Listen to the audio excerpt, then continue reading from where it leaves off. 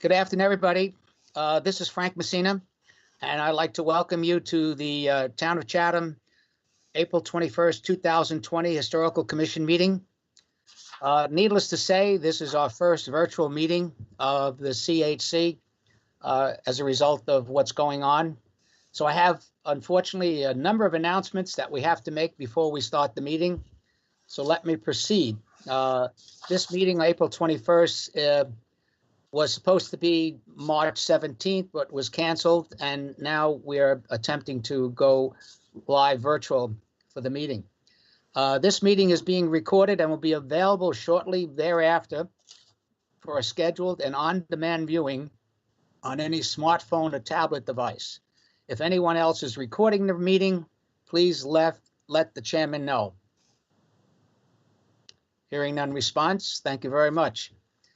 Pursuant to Governor Baker's March 12, 2020 order suspending certain provisions of the Open Meeting Law, General Law 30A18, and the Governor's March 23, 2020 order imposing strict limitations on the number of people that may gather in one place, this meeting of the Chatham Historical Commission is being conducted via remote participation. Every effort will be and has been made to ensure that the public can adequately access the proceedings as provided by the order.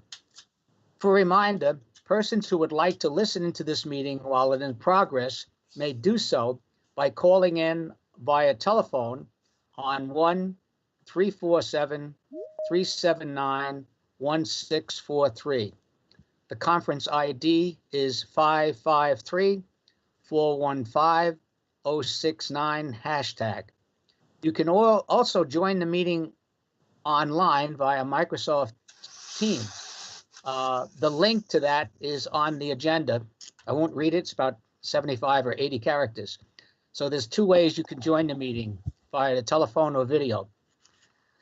Despite our best efforts, we're unable to provide real-time access, and we will post the record of this meeting on the town's website as soon as possible.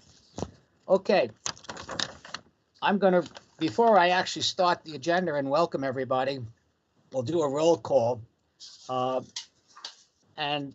Let me start with the roll call, and then we can determine who's here and who is going to be participating in the meeting. So I'm going to call your name and just indicate that you're here. Vice Chair Robert Lear. I'm here. Sandy Porter, Clerk. I'm here. Ben Solozinski. Here. Stephanie Hamilton. Here. Donald Aikman.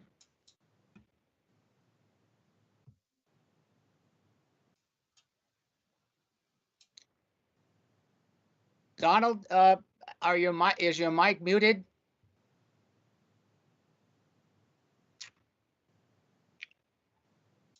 Anybody have any ideas how we get to Donald?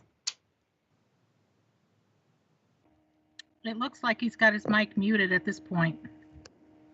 Okay. I'm going to proceed. Michelle, maybe a quick phone call to him. We'll see what happens. Steve Burlingame. Here. And Erica Malachi. Frank, it's Mill Mackey. I'm here. Henceforth, you'll be known only as Erica. Okay. We have a quorum. One member missing, Jane Moffitt. Erica will be the alternate voting member. All members of the commission, including Mr. Burlingame, will participate in discussion, but Erica will be the 7th voting member. Okay. Let's do the minutes first, and then we're going to move off into the hearings. We have the minutes of February 18, 2020. Myself and Erica were absent, so we will be abstaining. Any comments, questions, or corrections to the minutes as submitted?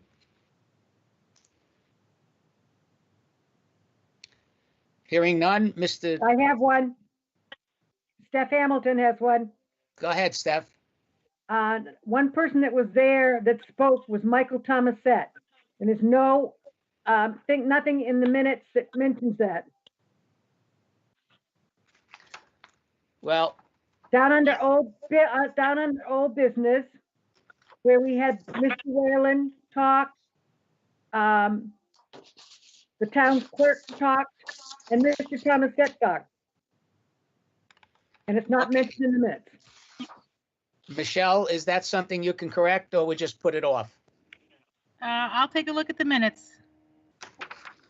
Okay, Bob, can you give a motion to accept the minutes as amended? I move we accept the minutes of February 18th, 2020 as amended.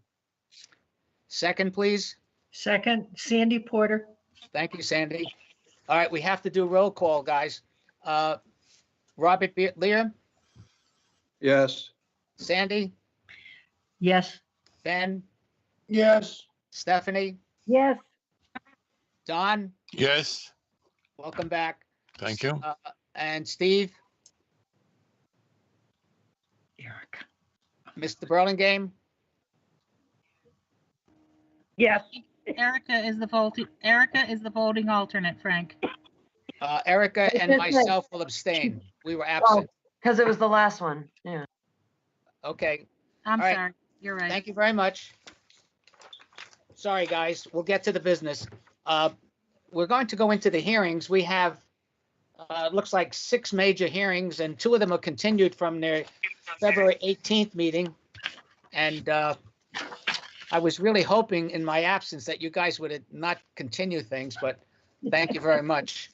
I just want to make some comments, or I sent out to the members of the commission a hearing procedure so we know what's happening here, because it's a little bit different than we normally conduct our business, which is in a more conversational tone. I'm going to introduce the applicant and give us a quick background on the application.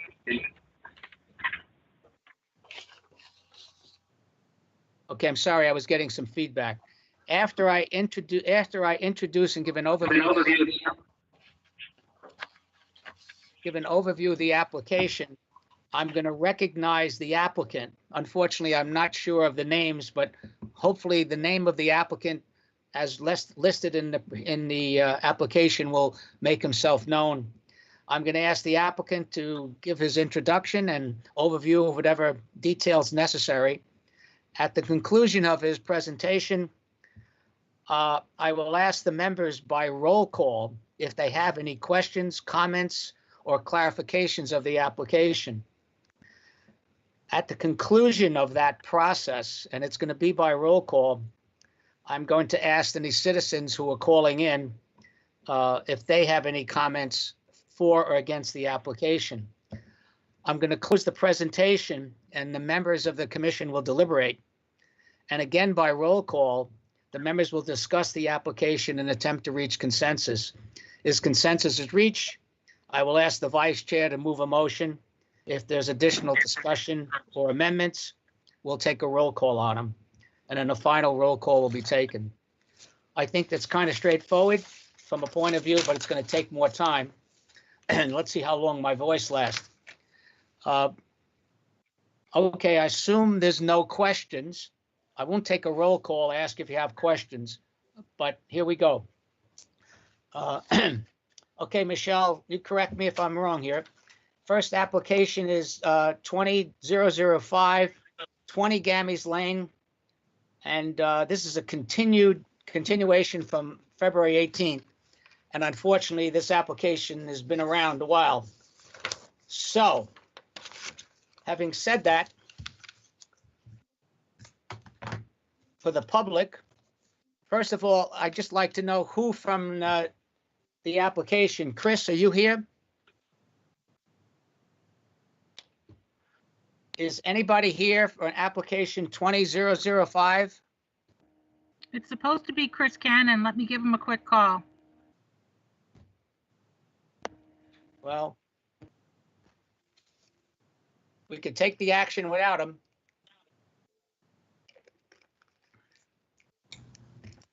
Frank, this is Allie. You might want to move on to the next application and come back. Yeah. Actually, Chris Cannon just is here. The meeting. Chris, you're here? Yeah, I've been here the whole time. You guys haven't responded. Well, Unfortunately, there must be a problem because I didn't hear you and I don't know if anybody else did. Yeah, well. All right, Chris, hold on. Connecting, that's all. Chris, I'll recognize you in a minute to say a few words. Well, I'll tell you what, Chris, why don't you just give a quick introduction and I'll give you my speech. Okay, is everybody here? Everybody here has to be here. Okay. We went through this, I don't know, a month and a half ago, whenever the last hearing was. And what it transpired was that a portion of the house was torn down and without, absolute approval to do so. And but it was only one portion of the house. It was not the north end, as we had been under the impression at the last hearing that that was the case. That had been left. House had been lifted, was approved to do so by a foot, and what we were seeking was permission to go up. I believe it was 8 inches with the wing that was ultimately torn off, the south wing. So where we were left was what to do about this. It was not approved, and though you and I had conversations that might have led to that, but ultimately we had to go through the ZBA process anyway, and which did get approved wholeheartedly by ZBA. So that's where we are. Okay, very good. Just mute your microphone after you speak. Thank you very much, Chris. Yep. I'd like to say a couple of words on this before we continue into a discussion. I've had extensive discussions with Jay Briggs, the building inspector. As Mr. Cannon indicated, this is an extremely unfortunate situation, which probably happened because someone didn't follow procedure. Not going to get into a blame game, but it's unfortunate that this continued the way it did. After discussion with Mr. Briggs, who's our building inspector, and following his meeting with Mr. Stello and Michelle from the community development, there seemed to be an indication that although this was not a premeditated action or the premeditated action, the contractor admits their errors were made, and they should have asked for permission when they saw they had a situation. Unfortunately, this is very common, not very common, but unfortunately too common with historical commission elements when historic houses are being modified. And it's something that we as a community, and I guess the commission, has to think about in terms of coordination, because as close as we attempt to work with the building department and more importantly, not the building department, but the applicants, errors are made and sometimes historic materials are lost. I would like to ask the chair, because you guys really talked this out a lot in the last meeting, I'd like to ask as chair that we receive a motion for the chair to write a letter to the building inspector, Mr. Briggs, and for him to send forth a letter to the people involved, including the applicant who's here, as well as Mr. Stello and the other people involved, that understanding that there were errors made, but also to make it clear to them that these errors, can incur a financial burden and fines in the future if they're made. So I think, that's after my discussion with Mr. Briggs. We certainly don't have authority to impose fines or any punitive action. That's up to the building inspector. So I'd like to now, with that recommendation from me, to go forward to the members of the commission if they have any other comments on this application. All right, I'm going to go through by roll call, unfortunately. Bob Lear, I'm okay with it. Sandy, Frank, I'm okay with it, but you know what? This is a local builder. Shame on him.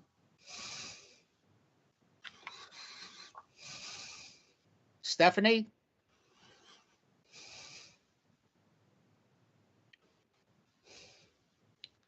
Ms. Hamilton,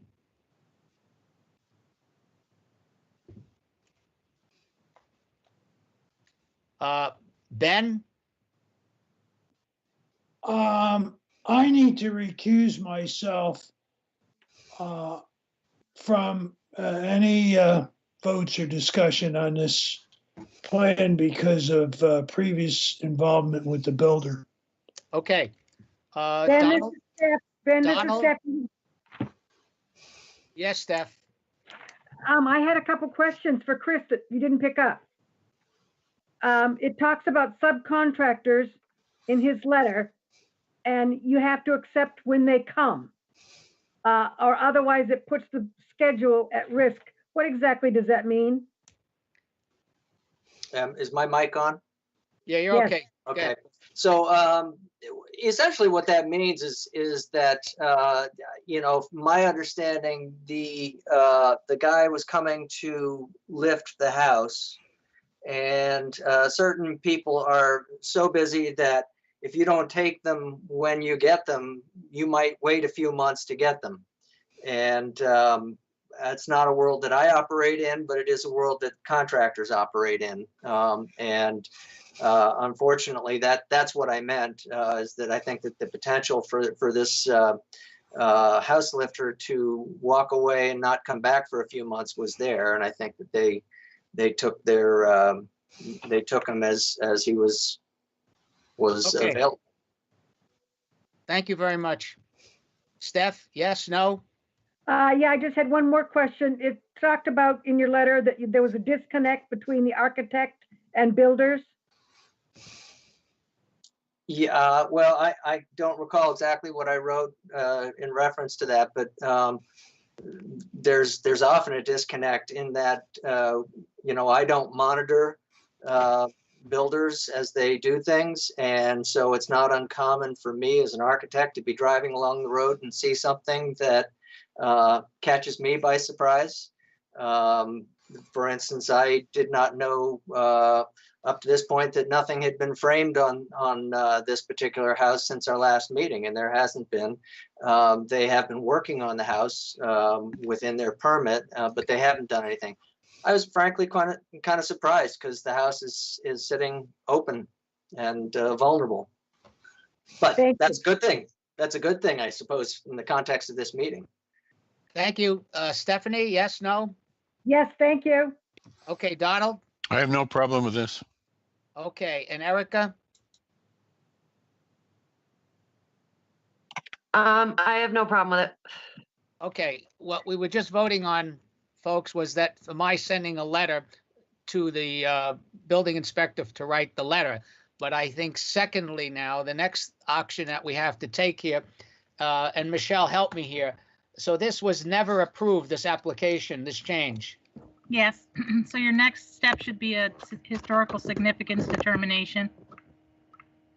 Okay, Mr. Lear, if we have consensus among the members, and I think we do, can you make a motion? Just let me clarify, this I believe, was found historically significant previously. Is that correct, Michelle? Yes, so Okay, you're just reaffirming. right. Okay, then I move that the Chatham Historical Commission find that the building located at 20 Gamies Lane is historically significant because it is in whole or in part 75 years old or more, has previously been determined to be historically significant because it possesses architectural value or significance in terms of time, period, and method of construction. Second. Who's second? Don? Thank you very much. All right, roll call. Erica? Second. Yes. Don? Yes. Yes. Steph? Yes. Ben? Ben, you're abstaining on this? Yeah, I'm recusing myself from the whole thing here because of the builder. Okay, this is a motion relative to its historical significance. All right, well, then I believe, yes. All right. It is historically significant. Sandy? Yes. Bob? Yes. And the chair votes yes. All right, so it was approved unanimously. Hey, Chris, I think we're done. Frank, we needed it. We need the second part. Roll call me. No one roll called me. I'm sorry, Steph Steph, Hamilton. I thought I heard your vote. No, I'll say aye. All right. Thank you, Steph. My problem. Guess must Frank, we be need the delayed. second half of the motion. Yes, we are. Go ahead. Go ahead, Bob.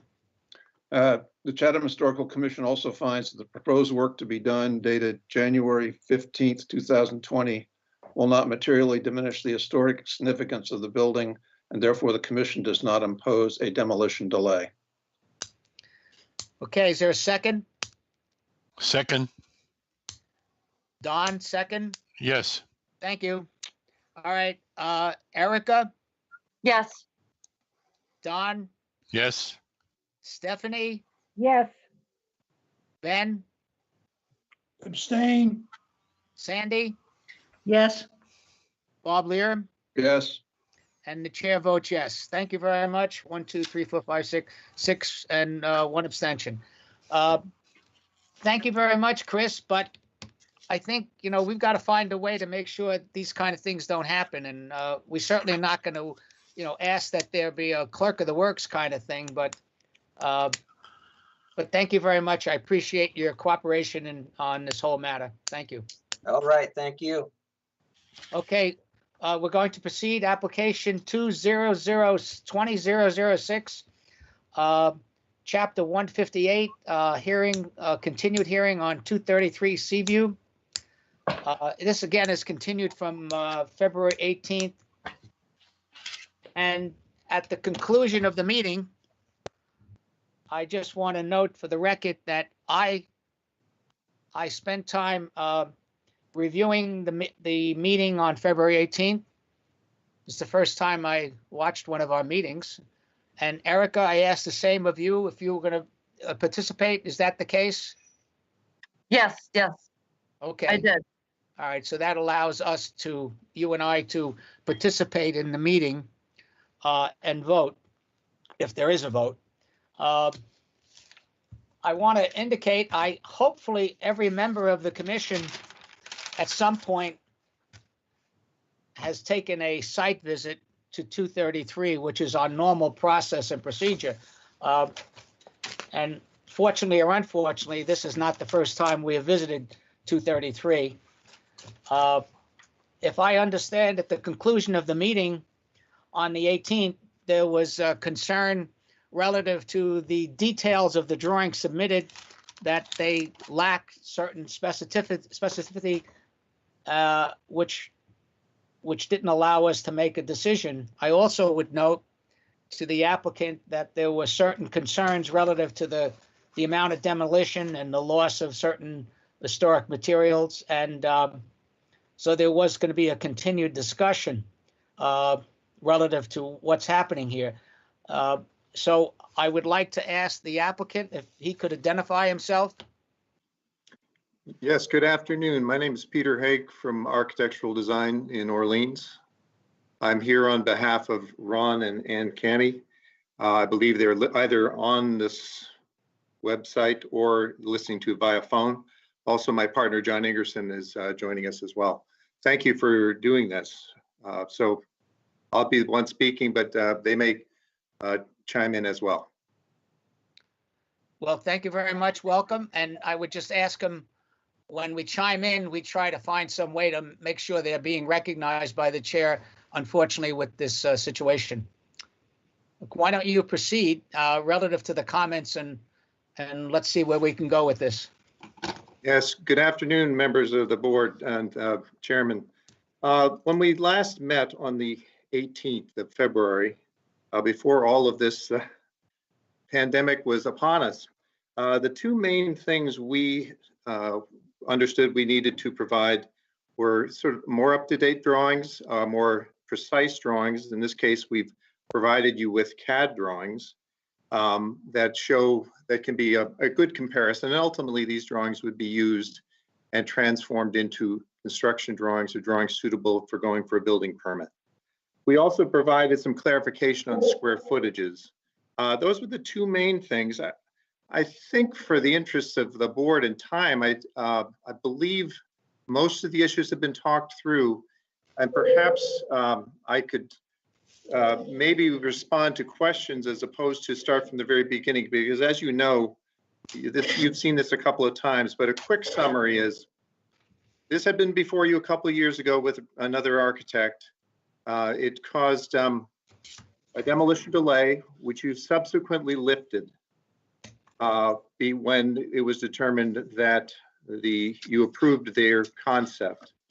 We were later engaged to work with the Camis, and our proposal is somewhat even more modest than the last one that you approved. So I'd like to, maybe in the interest of time, and spare you all. I'll leave it at that unless you have some specific questions. As far as one other thing, I will just speak about square footage.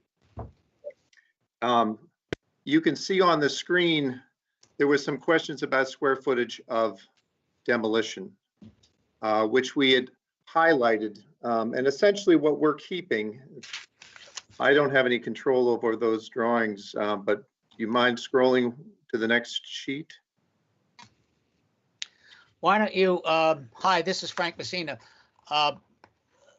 Viewing drawings on the screen is interesting, but I think for the members of the commission, they all have your packet. Oh, And so what you should do, just so we make things a little bit smooth, is just indicate which drawing, and your drawings are marked. So which drawing do you want the commission to be looking at? Yes, thank you. It's Peter Haig again. I think probably the best ones to compare or to look at specifically are the drawings that have the shadows, and they are EX 4 and 5 with the shadows. And in the title block, you'll see proposed removal at the top of in the title block.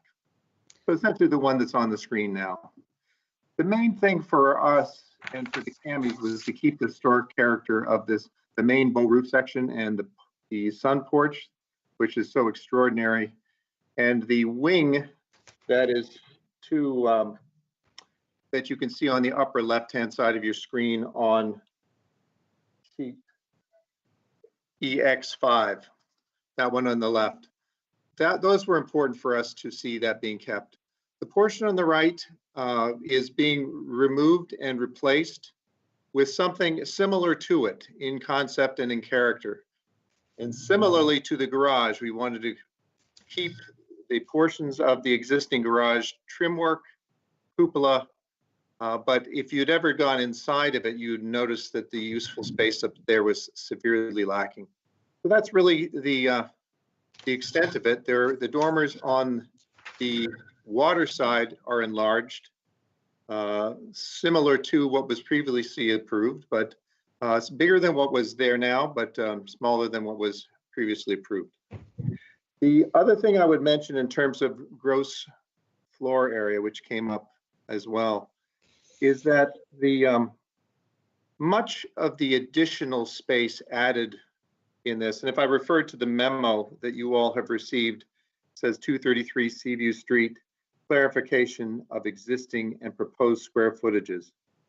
First, we show the definition that you all worked by, and we did as well.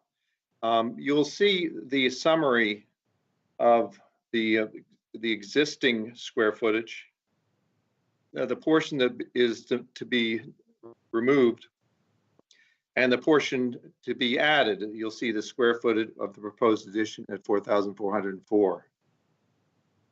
Most of that is in the basement so that's only really 2,000 square feet of additional space being added. It mostly has to do with headroom issues. You've probably seen the drawings, and I trust you've seen them well enough that you could ask any questions that you might have, and I'm delighted to answer. Okay, I would like to take a prerogative here, especially since of the current situation, which doesn't really allow for a lot of conversational, but just questions specifically. Let me make an observation, Peter. I think, this is not a numbers game from my perspective, and I don't think for the commission's, whether it's X or Y% in terms of the demolition, although there's no question this application is significant in the amount of demolition of historic materials. But I think the issue, and I'm reading between the lines, and then I'll ask the commissioners to chime in on the thought. One of the key things here with this property, it's an iconic property, there's no question about it, is the issue of streetscape. And it's streetscape as related to the bow roof and just the size and the bulk of it. My personal observation, and it would be a question, when you look at your EX5 drawing, and I look at it in the amount of demolition, okay, you're not remodeling, you're taking it down to zero and you're starting up, which is not always the best thing to do for historic preservation. But putting that aside, when I look at A5, which is your proposed exterior, you know, we are replacing a rather modest wing of the building with a rather impressive structure with more fenestration than you can shake a stick at.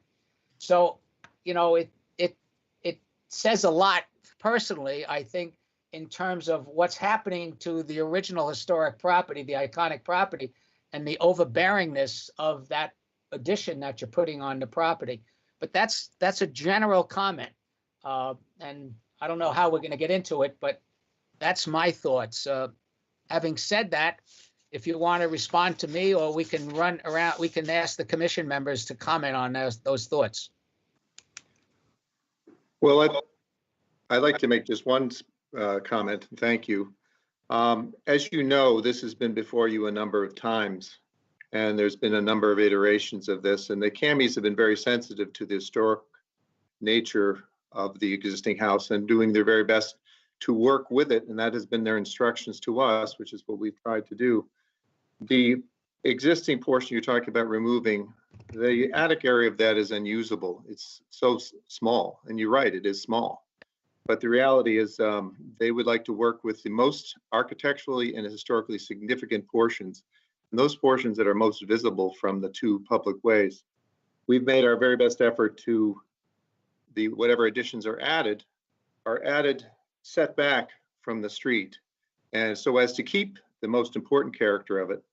I believe the feeling of the CAMIs is that, as you know, they've been through the process extensively and have gotten approval once.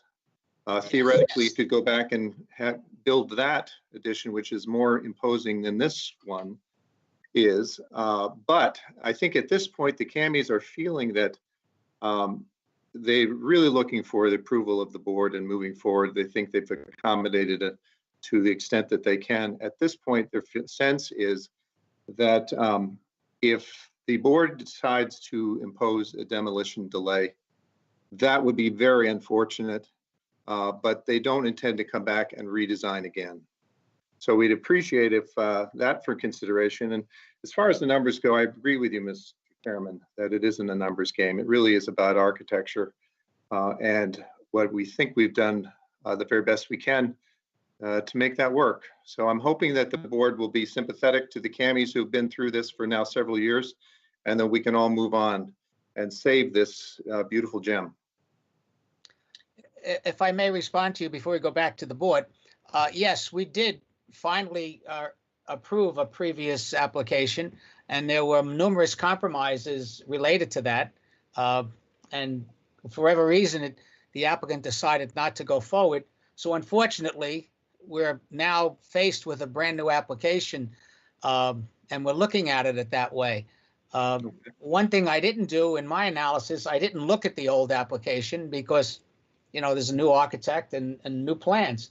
And, you know, yeah, I don't want to throw the gauntlet down, and, you know, what you've done and said, well, this is it. I would hope in the spirit that this commission has always worked, okay, that we can find some cooperative effort, that if we have specific concerns relative to your design and the loss of historic material, that we can find some compromise. I think if you were at the meeting, of course you were, and listened to it, which I did again this morning, you know, there were numerous comments as it relates to, well, it's pretty good. You know, we've done some things, but yet there were also other comments by certain members relative to the size and the scope of that addition that you're putting on, and excessive, you know, windows and and artifacts, architectural artifacts, which do affect the street view. So I think at that particular time, I'd like to go around to the members of the commission, unfortunately, in this process of roll call, and see if there are any thoughts, and if we could try to be specific on your comments, or if any. I'll start at the top. Bob Lear.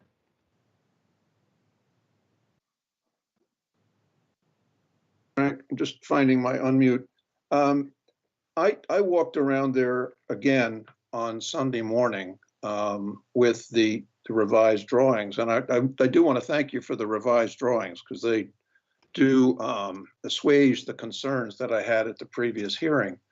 However, perhaps unfortunately, they do show off quite clearly the immense amount of changes to the building. I do see that the streetscape on Shore Road of the main historic part of the building has some slightly larger dormers on them, and that's not that big a deal. But the wing to the south is vastly expanded, and the wing to the north also has a major, looks like a cottage added onto the front of it, in addition to the dormers. And that with regard to the western elevation, which is visible from the street, there are two structures, I'll call them, on each side of the front door, which don't seem to need to be there. And the front door has been demonstrably widened. Again, the northerly wing doesn't bother me that much with the dormers on that side, but just the overall changes to it, as shown by the shading, I was somewhat taken aback as to the volume of that, and I think it could be a good deal less and still meet the desires of the Camis as I understood them when they were presenting at the last session. That's it. Thank you, Bob. Sandy? Okay. Bob, I'm actually in very close agreement with Bob, and I'm looking at the proposed west side and those two structures on either side of the front door. If you move from the front door, and then there's a window, and then there's, it's just, that I have an issue with on the proposed west exterior. And as I look at, oh, excuse me, I've got paper spread all over here. It does look as though on the, we're losing a chimney. Am I correct? On the existing north elevation, there's a chimney that's disappearing. Am I correct? That is correct. Okay. I'm sorry, I'm just moving all these papers around. They're very nice drawings, just lots of them. Existing south, proposed south. There is something, as Bob said, it looks like on the proposed north exterior, like there, we've added something, a cottage, I think Bob called it a cottage, or something, there's something extra in there that I'm not absolutely crazed about. It's just, it's so big. Holy smokes, it's so big. And that would be, those are my comments. And I'm sorry to see the chimney go. I'm done, Frank. Ben? I'm out.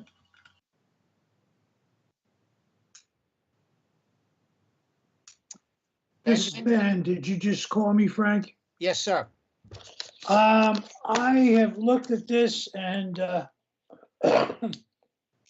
been to the place several times, and because of the iconic portion is being saved and the larger portion is set back a slight amount, I have no objection.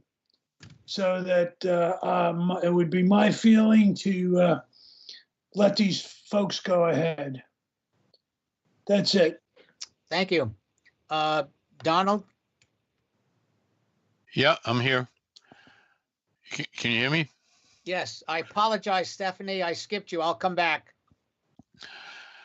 I have the same issues that I had at our last meeting and previously stated that if you look at the page that's attached to the definitions, gross floor area, etc., there's a portion that's marked in red that's going to be demolished. But then if you look at the next line, proposed addition, there's a lot of yellow that's added on to the front, to the driveway side of the house that doesn't show any demolition. So if they're going to add on to that, I don't believe they're going to have two walls, one inside the other. That wall is going to have to come out. Those walls are going to have to come out, and they're not indicated on the proposed demolition. As everybody knows, I'm a person who gets concerned about loss of historic materials. And obviously there's going to be a tremendous loss of historic materials in this. And I have a real problem. I don't know what the solution is. That's the problem. That's my real problem. Because if we impose a demolition delay, I don't know what's going to happen to this house. But I would request maybe that they decrease the amount of addition on the driveway side to bring it back to where it is originally so that there's no loss of material there. That would be my request. That's all. Thank you very much. Stephanie? Yeah, one of the concerns I had last time was about losing the chimney. And we talked about putting a faux chimney up there. And I'm wondering what happened with that.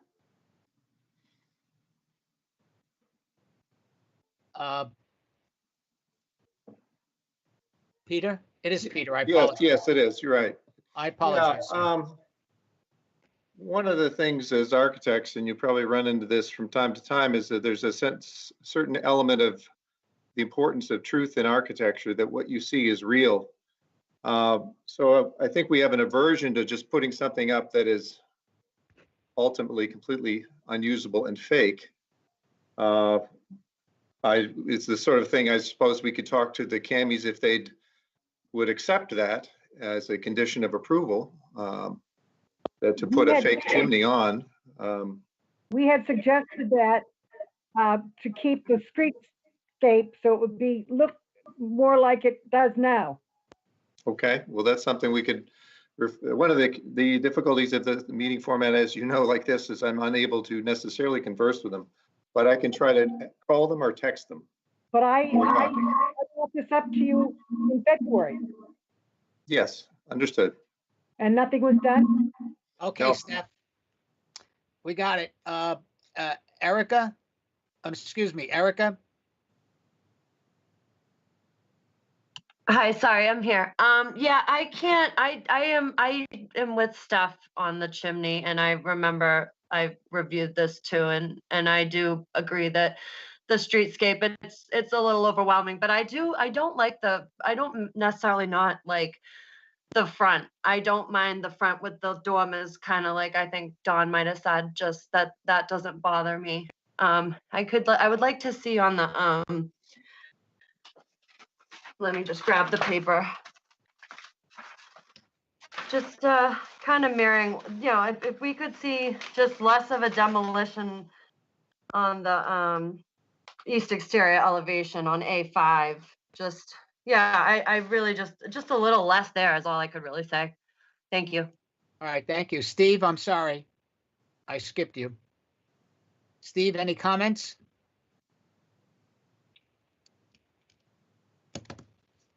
Mr. Burlingame? Hello. Any comments on the comments on the discussion so far? Yes, I do. One is questioning. I know Don is concerned by the loss of historic materials, but I don't know that we're all on the same page in terms of what is historic materials? If they were period mantles, if they were period doors, period flooring, of significance, that's one thing. They're just old 2x4s or 1x6s. That's another thing. So I think that the nature of the demolition materials is important to know of. And of course, we're really concerned about exterior as opposed to interior anyway, so that I didn't see any, in my 2 examinations of the property, including yesterday, I didn't see any exterior materials, historic materials that I would be concerned about losing, with the exception of the garage, which was one situation that lacked detail at our February meeting. And at our February meeting, I think that's one of the reasons that these papers were redrawn with more detail, because we wanted to make certain that the detail of the garage doors, etc., was preserved, and that's exactly what they've done. My other comment is regarding the chimney. I mentioned in February, and I mentioned again, I think there are chimneys and there are chimneys. If somebody were taking the 4x4-foot chimney out of a full cape and just taking it out, I'd be very concerned, because it no longer looks like an old cape. It doesn't have the big chimney that all capes had. On the other hand, this chimney is not, to me, of any particular significance. It's not big. It's probably a much later addition, and it doesn't concern me if it comes or goes. So I wouldn't be concerned. If I were voting, I would support what the Ames has done in this rendition. I'd support the application. All right, well, good. Steve, we'll put on the agenda for future date a definition of historic materials to provide you with a little bit of experience and background from the commission, at least from the commission's historical notion of historic materials. And I do appreciate, the need to better help define that. Peter, I think you've got a sense of what the commission is thinking, and unfortunately, in this rather difficult format, you commented in your introductory remarks after I raised some concerns that, it's my way or the byway, which I hope you didn't really mean. And I would like to ask, with the consent of the commission, and we can take a vote on it, that you take another look at it. I think you've heard that there's a consensus, or a majority of the commissioners are concerned about the bulk and the size and the streetscape as it related to the new wing,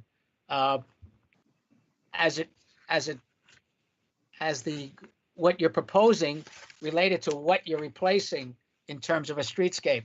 I'm not sure how you want to take it from here. I don't want to go have a vote at this particular point, because it seems that there might be a vote not to, to impose a delay. And we don't need to do that. That's not our intention. Our intention is to try to find some kind of a compromise, a middle ground. But in order to do that, we need yours and the owner's cooperation to go back and take a look. So I think I'm volleying it back to your side. Is it something, or that you think you could do, or do you need more specific direction from the commission in order to do that? Well, thank you. Yes, thanks. A couple of responses. First of all, I did not mean to throw a gauntlet. That wasn't the intention of what I was saying, but they are eager to bring this to a close. What I did while you were talking, I did text Mrs. Cammy, who's listening. Is it possible for her to speak by phone? She is on the phone. Can she be heard by phone, or does she have to get on using the computer? No, she could speak. She could speak by phone. We can recognize her. I think it would be very helpful. She just texted me and asked if she could speak by phone. If we can make that work, that would be wonderful. Ally, why don't you take the drawings off so I could see the numbers?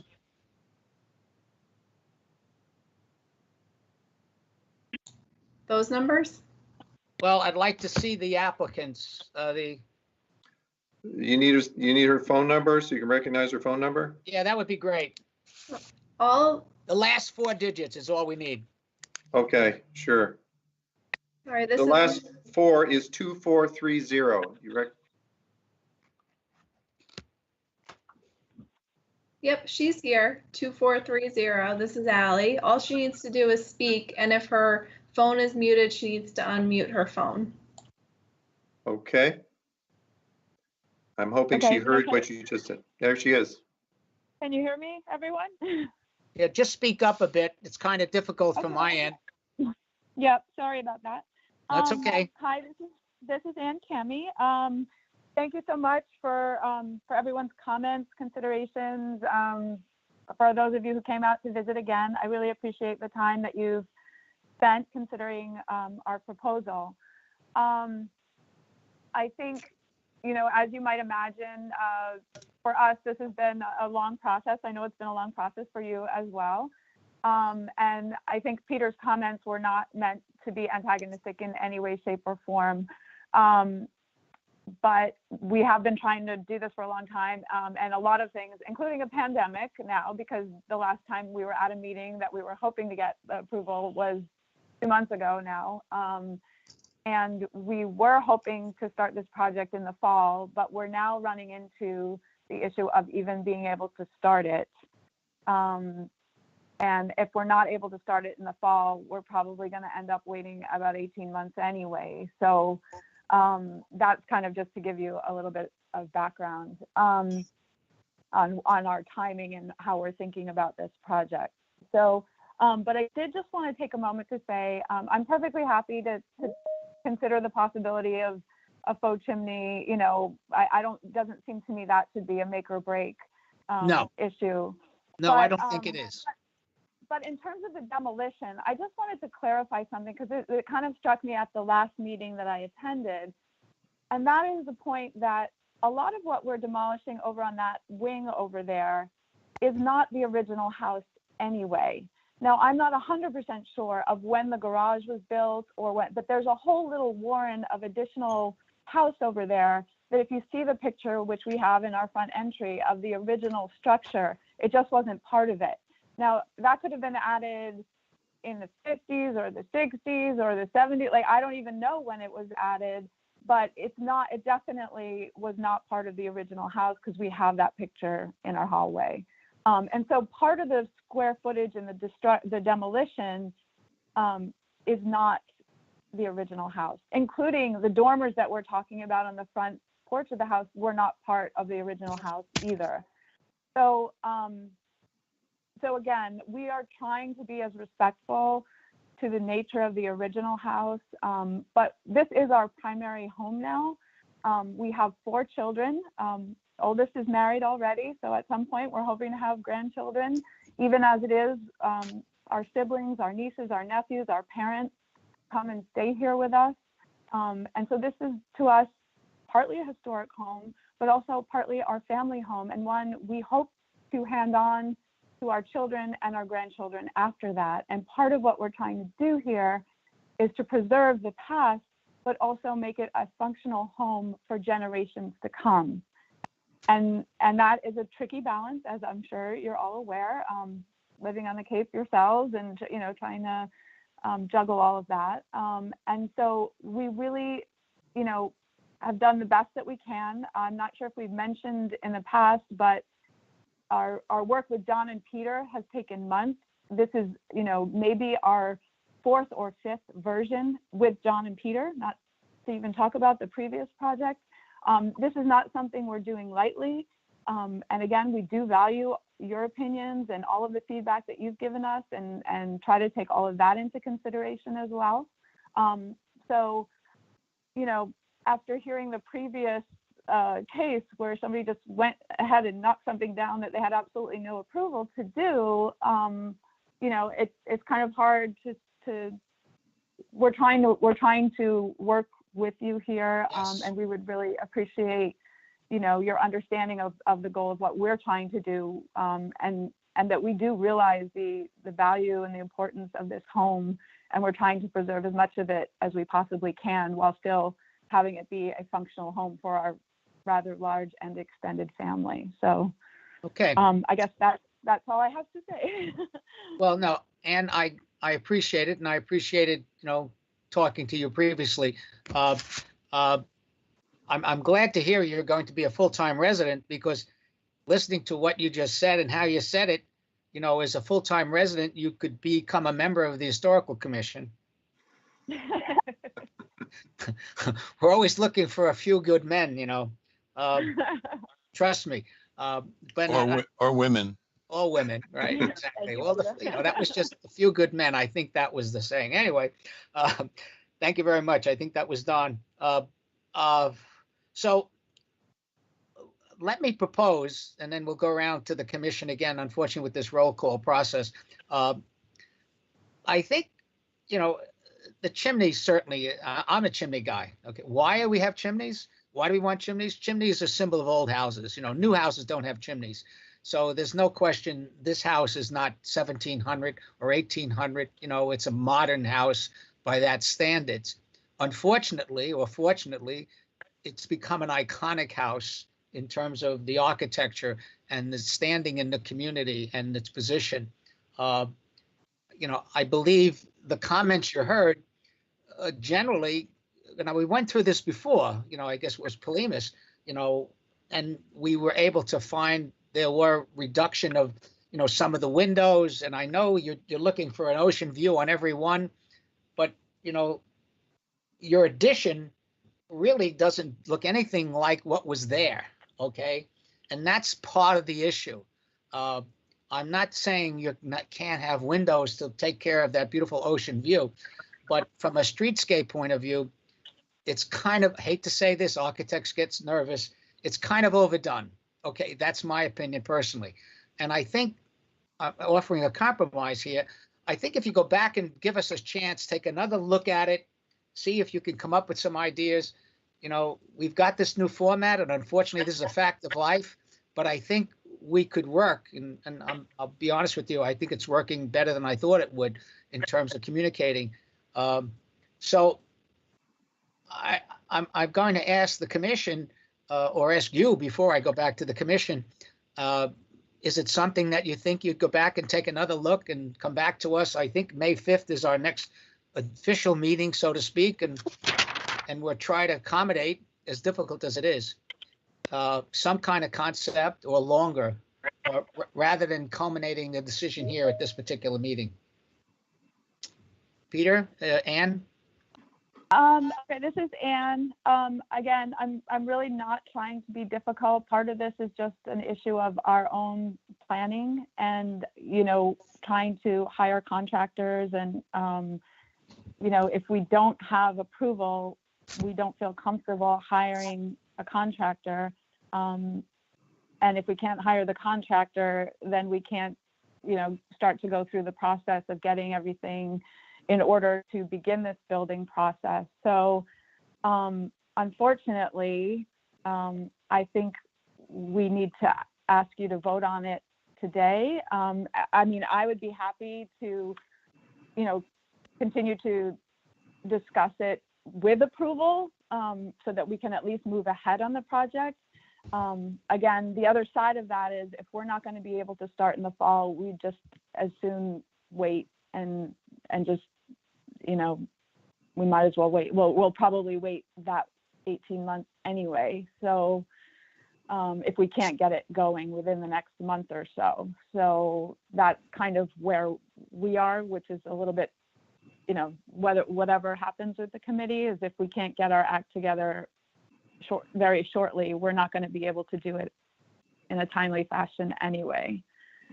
So, so I guess what I'm saying is I would appreciate it if you could vote on it, and then we know where we stand, and we'll just go forward from there. Okay, I understand. We prefer not to work like that, but unfortunately, that's the way we did it the last time. You know, you came in with 100% demolition, and then we just kept nudging you to come back with something for an alternate, which you did, and we approved that alternate. So if you want to, I'm assuming, at least from the consensus speaking, that there might be a vote for demolition delay. But as you know, you can work with us and always come back to us for lift that delay. And I guess we would prefer not to work in that mode, but if that's your choice, I would like to ask at this particular point, I'm going to go through roll call. If there's a consensus, not necessarily a vote, that we would impose some level of demolition delay and continue to work with the applicant. That's kind of the consensus I'm looking for. Robert, can just make it a simple yes or no, guys. Yes. Robert? Yes. Sandy? Yes. Ben? Wait, what am I voting yes or no on here? You're voting yes or no.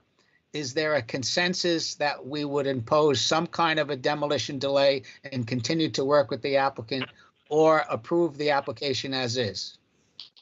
So I it's a vote yes for, or a no. well, approval of the application as is. All right, thank you. That's a no for the motion. Stephanie? Yes. Yes. Don? Yes. Erica? Yes. Okay, and the chair, yes. So it's 1, 2, 3, 4, 5, 6 yes, 1 no for some kind of a demolition delay. So, and you've got a sense of the commission, and I gather from you and Peter, this is what you'd rather do. Yeah, again, I'm sorry. I just, It's okay. I understand. I understand. We all have obligations and to proceed. So at this Mr. particular, Messina? I'm sorry. That's Peter Haig again. Can I make one comment? Yes, Peter, I'm sorry. Go ahead, sir. Yeah, sorry. I think just to add to what Ann is saying, I think the offer is to put a chimney on with this offer. And that is a consensus we can make. I would, and I draw the attention to the commission of the efforts that have been made to match the trim throughout the house. But if that's failing, that's not enough. I think I'd certainly encourage you to accept that, accept the offer of the chimney, but otherwise I think we should just move forward. Thank you, Peter. I think the chimney is an affectation as it relates to an historic house, but still something that we do talk about.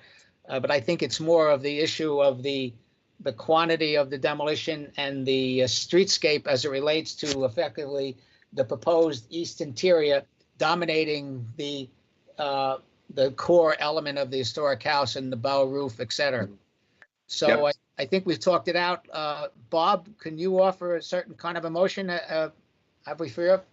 I guess the first thing is reaffirmation of historic significance. Right. I move that the Chatham Historical Commission find that the building located at 233 Seaview Street is historically significant because it is in whole or in part 75 years old or more, has been previously determined by the commission to be significant, and because it possesses one or more historical persons or events and architectural value significance in terms of period and style. Second. Who was that, please? Sandy Porter, second. Okay, yeah, do it that way. Give your name in a second. I appreciate it, Sandy. Okay, roll call. Bob? Roll call for the motion of historic preservation. Bob? I'm sorry, wrong button. Yes. Okay, Sandy? Yes. Ben? Yes. Stephanie? Yes. Don? Yes. Erica? Yes. Chair, yes. Okay, second motion, Bob? That motion passes unanimously? If we need, I guess, to discuss, or do you want me to make the motion and lead? demolition delay period open. Well, I would suggest, Bob, make the motion and then we'll go into discussion but I would put something in from your perspective and it'll help move things along. Okay, I move the Chatham Historical Commission finds that the proposed work to be done dated.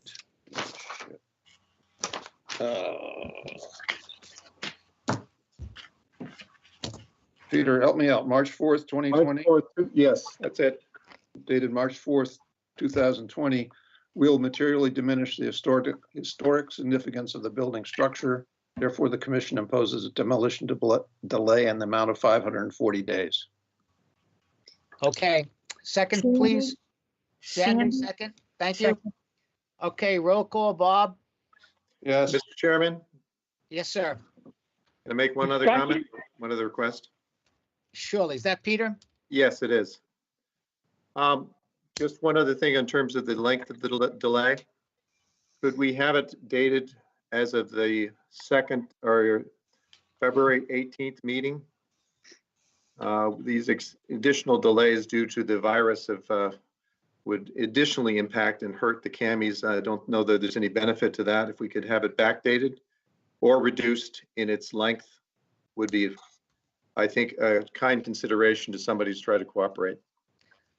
Bob, it's your motion. You want to modify it? We could reduce it by, let's say, 60 days and make it 480 days. Okay. Okay. All right. That's just simple arithmetic. Very good. Roughly Very 2 good. months. You did it faster than I did. Okay. Bob, are you, Yes. Bob, are you amending your motion? Yes, to make it 480. And you 400. need a second. I will Yes. second that. Sandy Porter, I will second the amendment. Yeah, let me call on you people. Thank you. All right. We have a revised motion. We're voting on the revised motion. Bob, Discussion? discussion. Go ahead, Steve. In terms of the motion, and I know I can't vote, but I can certainly speak. We gave these people a general impression 2 months ago that we were comfortable with what they were pursuing, subject to some detail that we were looking to see. They have provided that detail, and now we're making a 180-degree turn. I think this format of meeting is horrible in terms of a reasonable discussion among the members. If you can't put your hand up, you can't indicate that you've got something that you want to say. It's only by recognition of the chair, who's doing a great job under the circumstances. But I think it doesn't allow for a very fair discussion, a thorough discussion. All right, your comments are noted, Steve. I would comment, I don't agree with your way you put the meeting. This is a major project. This is a major expenditure, and I think we're giving short shrift to the applicants. Thank you very much for your comments. Okay, we are currently in a roll call. Bob Year was yes. Sandy Porter? We're voting to impose a 480 demolition delay. Sandy? No. Okay, no to the motion which you second. That's correct. I wanted to bring it out to the floor the way it should be. Okay. Ben?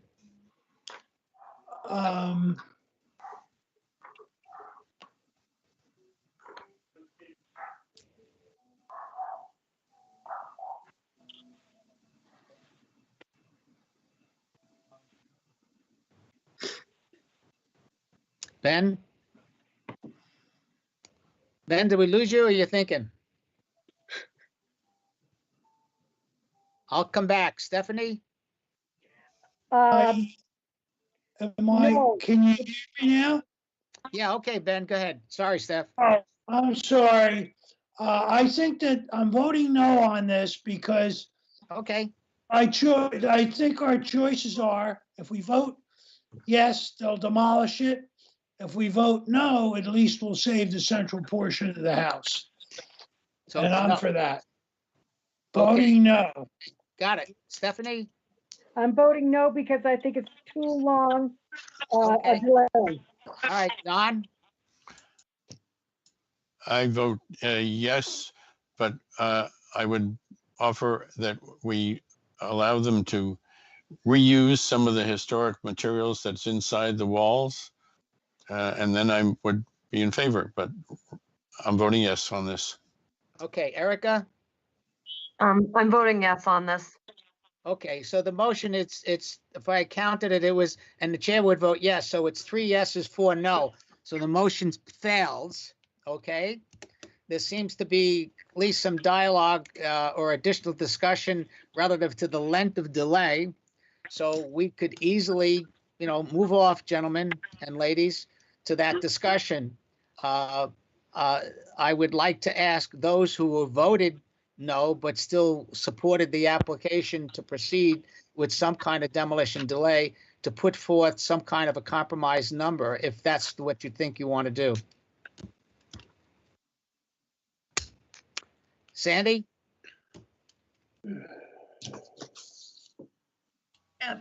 Frank, this is really rather awkward. Somehow or other, I really sort of get almost a threatening feeling about this. And so, and I don't particularly respond well to that. Well, threatening from whose perspective? I can go 540 days, and I'm very comfortable with that. And I'm Okay. very willing to work with the CAMIs and work with the architects. Yes, I got you, Sandy. I Okay, got you. All right, so what we're talking about here was the 540, which was reduced to 480 when the applicant asked there be some consideration for the virus. So at the present time, we had a motion which just failed of 480 days, okay? You also voted no on that, Sandy, if I got it correctly. That's correct. So are you now reconsidering your position of 480 days? No, So can you tell me something which would be acceptable to you? 540 days. The full 18 months. Okay. Correct. All right. Frank, Yes. excuse me. Sorry, this is Ann Cammy. Yes, Ann. I just wanted to, before you go, I understand there's a lot of confusion with this. In listening to it, I'm sort of trying to follow what people are saying. I think what Peter was just asking is that if we had on February 18th, which was the initial meeting that we came before you, if we had said then to you, we're not willing to work with you, you would have instituted the delay starting at that date. Is that correct? So that's kind of what he was asking for. Yeah, excuse me, I guess we're talking over. Yeah, if we had come to you last month to the scheduled meeting on March 17th and come to this point, we would have said it would have started from March 17th, right? If we had come to an impasse. And so I guess I'm just a little confused as to what the options even are. To me, I thought somebody said something about March 2nd. Is it when our application, what is the normal process? Let me, I apologize for interrupting, Ann, but I think I know it's confusing, but let me try to explain it to you. Very simply, the original motion was the full demolition delay of 540 days. Peter asked for being recognized, and I recognized him for some consideration, and the motion was then modified to reduce it from 540 days to take 60 days off to 480 days. I think the 480 days recognizes what you asked through Peter for some recognition of the delay you incurred because of the virus. Did that make sense to you, Ann? Yes, absolutely. Okay. Ladies and gentlemen, we need to move forward here, okay? I'd like to try one more time if we think we all understand what we're doing here. We're attempting, I believe there's enough consensus here that we would like the applicant to understand that we're looking for some changes within the design. The applicant is indicating that they currently are not willing to make those changes, but we feel that we need to pose a demolition delay based upon the drawings that were submitted. The applicant is also indicating that they will potentially work with us during that demolition delay, but they want the clock to start. And I think it's as simple as that. So, Bob, I think one more time into the breach, could you repeat the motion as it relates to the 480 days? I think we might have consensus. Repeat the 480 or go back to the 540? I think the 480 was acceptable to everybody. Let's try. All right, I'm going to do a consensus vote, not a formal vote. Bob, 480? 480 is okay with me and 540 is okay with me. Sandy? 540, 480 is not. Okay.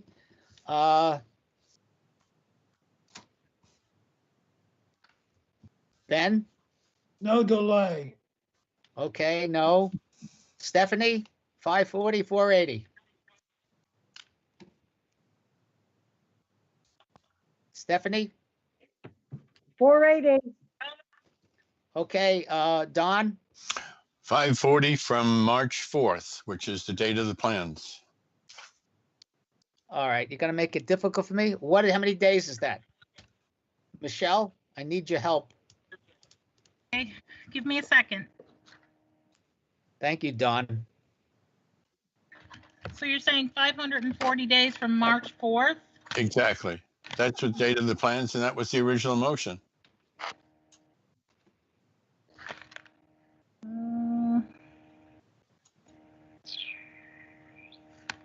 Right, well, you're doing the calculation. I'm gonna proceed. Erica, this is just a consensus, 480, 540. 480 is fine with me. 480. The chair will vote for 480. I would like to suggest to move things along here, guys, whatever the calculation Michelle comes up with, we go with that. And I believe it'll be closer to 480. I concur with that, Frank. Good. Excuse me, Frank, it's Michelle. Yes, ma'am. 540 days from March 4th is August 26, 2022.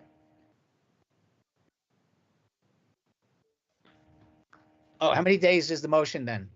Oh, you did a calculation the other way? You said 504, Don said 540 from March 4th. So Yes. Yeah, how many days is that? 540 days after March 4th is Friday, August 26, 2022. How many days is that from now?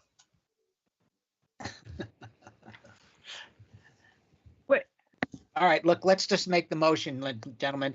Bob, if I could suggest you, the motion should read demolition delay until August 26, 2022.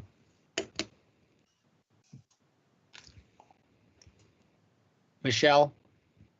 Excuse me, Yes, Frank. aren't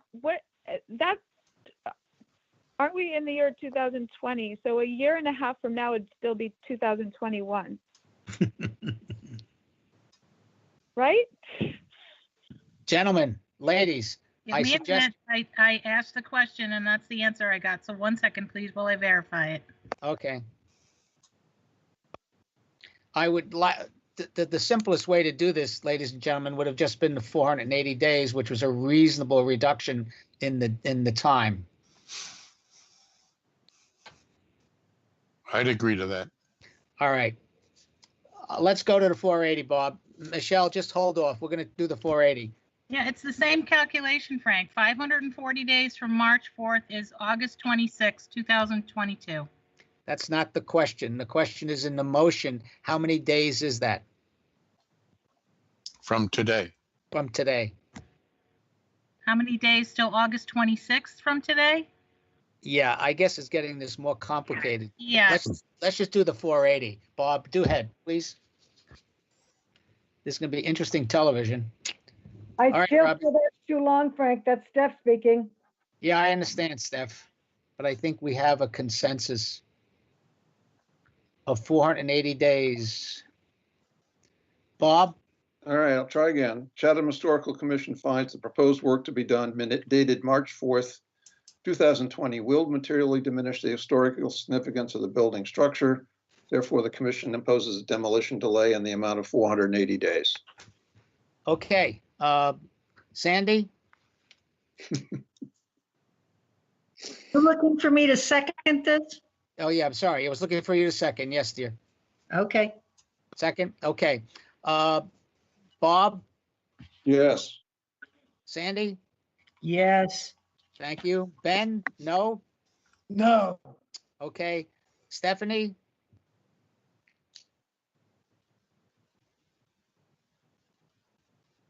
Stephanie?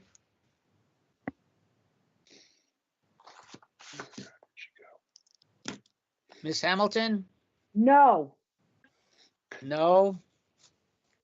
Okay, Donald? Yes. Yes. Erica? Yes. Yes, the chair votes yes. Okay, the motion passes. Thank you very much. I apologize for that, but it'd probably make interesting television. And Peter, I hope that we can find some time to talk together and to see if we can make something work out so we can facilitate this moving forward. I think you got a sense of the commission. There was a mixed emotion on it. Usually we're a little bit more united in our consensus, but that's where we are. Okay. I'm going to move Okay. on to the next application.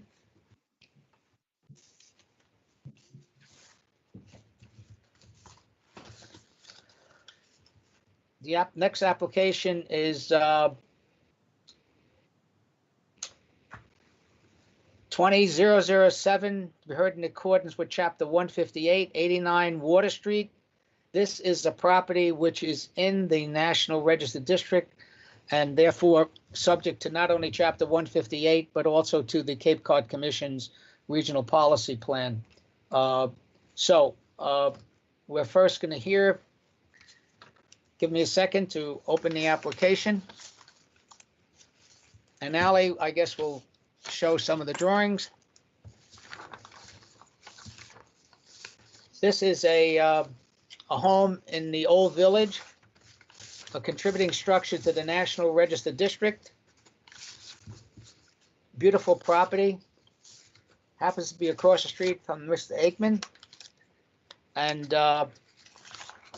the applicant has proposed some changes to one of the wings of the house. Was looking for the Form B, which is escaping me right now relative to the age of the house, but there's no question of its historical significance.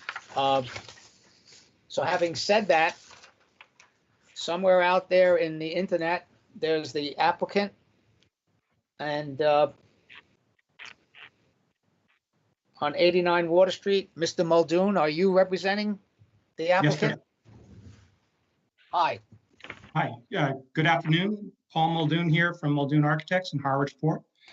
Chris Billick and I from Billick Builders are the project team representing Roberta Seymour for her project at 89 Water Street. I'm not sure if Chris is here with us today on a phone. He said he might call in. Okay, Getting- could you give us a little bit of background? Sure thing. The existing house was built in 1818. It's a 3/4 cape for the main house with an extending rear L. The age is found in the Form B document. The house also includes 2 wings projecting westerly that were built sometime later. The house is stately seated on the property on a raised portion of land defined by brick retaining walls and a nice picket fence. It's a very quaint New England home. The existing exterior materials are comprised of wood shingle siding, wood roof shingles, painted trim, painted casing, brick veneer foundation, and the existing windows are made up of typically 9/6 lights, with smaller units being 6/6. Some previous alterations to the property, there was a new foundation put in underneath the entire building back in the 2000s. And in that renovation, there was an addition of approximate 10-foot extension onto the wing that we'll be focused on today. Okay, that's good information. I didn't really understand that. Thank you very much. Sure thing. Our proposed project is really trying to utilize the existing architecture as a baseline aesthetic for our addition. foundation heights, floor planes, header heights, soffit heights of the proposed addition will mimic the existing very closely. Our effort here is to minimize the physical and visual impact of the project and really ingrain it to the original architecture. Our proposed addition of 3'9" by about 26 feet will be placed on the southern face of that front existing wing, approximately 100 square feet or a little bit less. The new roof line will add about 1'11" above the existing wing ridge height. Our proposed exterior materials will match exactly with what is there. Wood shingles, both on the sidewall and the roof, will match in species and finish. Trim, casing, gutters will all be painted, and our new foundation will tie into the existing one and will include a shell for brick veneer. Looking at our proposed west-facing gable end, this can be seen on page A2.2. We'll be modifying only by addition and new window location. The existing covered porch and entry door are to remain. The existing single window will be removed and increased to a grouping of 3 windows, which will be spaced by double stud pockets. Here, on the existing wing, there is a asymmetrical roof pitch from the front to the back. The front side is a little bit shallower than the rear side. I'm sure that happened at some point in previous alterations. Our addition here will take advantage of the opportunity to match the roof pitch of the main house on both sides. So we have a more symmetrical building on the wing. The south-facing elevation, as seen on A2.1, will be very similar to the existing look and feel from the street. There'll be a new gang of 3 windows, again spaced by double stud pockets with a 9/12 grid pattern, and then the existing 2 6/6 windows will increase to 3 6/6 windows. The attachment to the main house will be affected by sidewall shingles being patched or replaced as required to connect the new addition to the house. The second floor windows will be slightly modified, where we'll have 1 window opening moved to the center line of the ridge, and we'll replace another window in its existing opening. Through the process, we looked at alternatives to this solution. We looked at creating a bump out on the front of the building or on the back, some sort of a dormer look, but felt like adding a new element to this structure wasn't quite the right consideration. We thought of a larger addition, pulling it more forward than the 3'9" that we proposed here, and we've considered different window alterations to the main house to get this to work as it attaches to the building. Our feeling is that this solution is a modest addition that will tuck in cleanly with the existing architecture and not detract from the historic nature of the house. Okay, thank you very much. You get a B+, maybe an A for that presentation. Well, thank you. You did your homework. Frank, this again is. Frank? Yes, sir. it's Don. I just want to state that I am a neighbor, and I am very friendly with the owner, but I have no financial involvement in this, so I feel that I can consider it. Okay, thank you. I appreciate it. I was going to stop by for a cup of coffee yesterday, but you weren't in. Anyway, okay, let's proceed. As I said, this is in the old village, and certainly appreciate, your attempt to attention to detail, but why don't we just proceed to see if there are any other questions from the members of the commission relative to the application? Bob? I have no problems with it. I will also disclose that my wife is president of the Old Village Association, but has no financial interest in this. And I think they've done a very good job putting on a slight addition without changing the character of the house. Sandy? I agree. I think it was nicely developed, and I don't have a problem with this. And the presentation was quite nice too. Thank you. Ben? No questions. I'm sorry, Ben, could you repeat that? No questions. Thank you, Ben. Stephanie? I think it's great. Thank you. Okay, and Steve? I think it's very well done. Thank you. Erica? I have no problems with it. Very nice. Thank you. The chair generally agrees. Just have one question, Paul. The proposed west elevation, Yes, sir. you know, where we took a symmetrical situation with the two windows, and I understand, you know, the change as it relates to, you know, the new roof line. I guess I was thinking about, and maybe I shouldn't get into it, the offsetting of the window, the need for two windows, it just light into that particular room. Is that what you're talking about? Yes, so the window that's now centered on the ridge, formerly over to the left a little bit further, opens up into a hallway at the top of a set of stairs. Yeah. The window to the right is a bathroom window. Ah, okay, got it. Okay, got it. I didn't want to make any changes, but I just wondered, you know, why we did that, you know.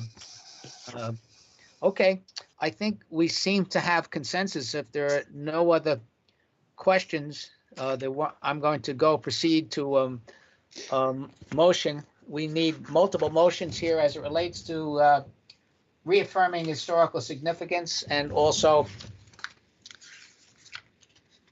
Chapter 159 and not referring to it. I believe there's also a calculation in here, Michelle, that this change is less than 25%. I'm sorry, Frank, I missed your question. I apologize. That's okay. No, You no, if you're asking about 25%, Yes. the total, as we know, is cumulative, the life of the building, and they are over 25% with this addition. They are over 25%. Yes. Okay. I just wanted to calculate for the public's information. I think it's 20%, not 25, correct? 25. It's 25. Yeah, 25%. There's a question of referral of this application to the Cape Cod Commission, and that's why the calculation is something that we have to consider. Bob, do you mind proceeding with the motions? And I'll start with Chapter 158. I move that the Chatham Historical Commission find that the building located at 89 Water Street is historically significant because it is in whole or in part 75 years old or more, is listed on the National Register, located in the Historic District, and it's associated with, possesses architectural value or significance in terms of period, style, and method of construction. I have a That's second. I'll second it. Stephanie, second. Okay. Yes. Sandy? Yes. Motion? Yes. Yes. Yep. Ben on the motion? Yes. Don on the motion? Yes. Eric on the motion? Yes. Vice Chair Bob Lear, yes? Yes. And the chair votes yes, unanimous. Okay, the motion passes. It wasn't Next. asked. Wasn't asked. Skip me again, it's Steph. What's the issue, Steph? I can't hear you. You didn't have any votes. I thought I heard you say yes when I called your name. You didn't call my name. Okay, Steph. Thank you. Steph is voting in unanimous decision, yes. Yes. Thank you, Steph. Okay, second part of the 158 motion, the Chatham Historical Commission finds that the proposed work to be done dated March 10, 2020 will not materially diminish the historic significance of the building, and therefore the commission does not impose demolition delay.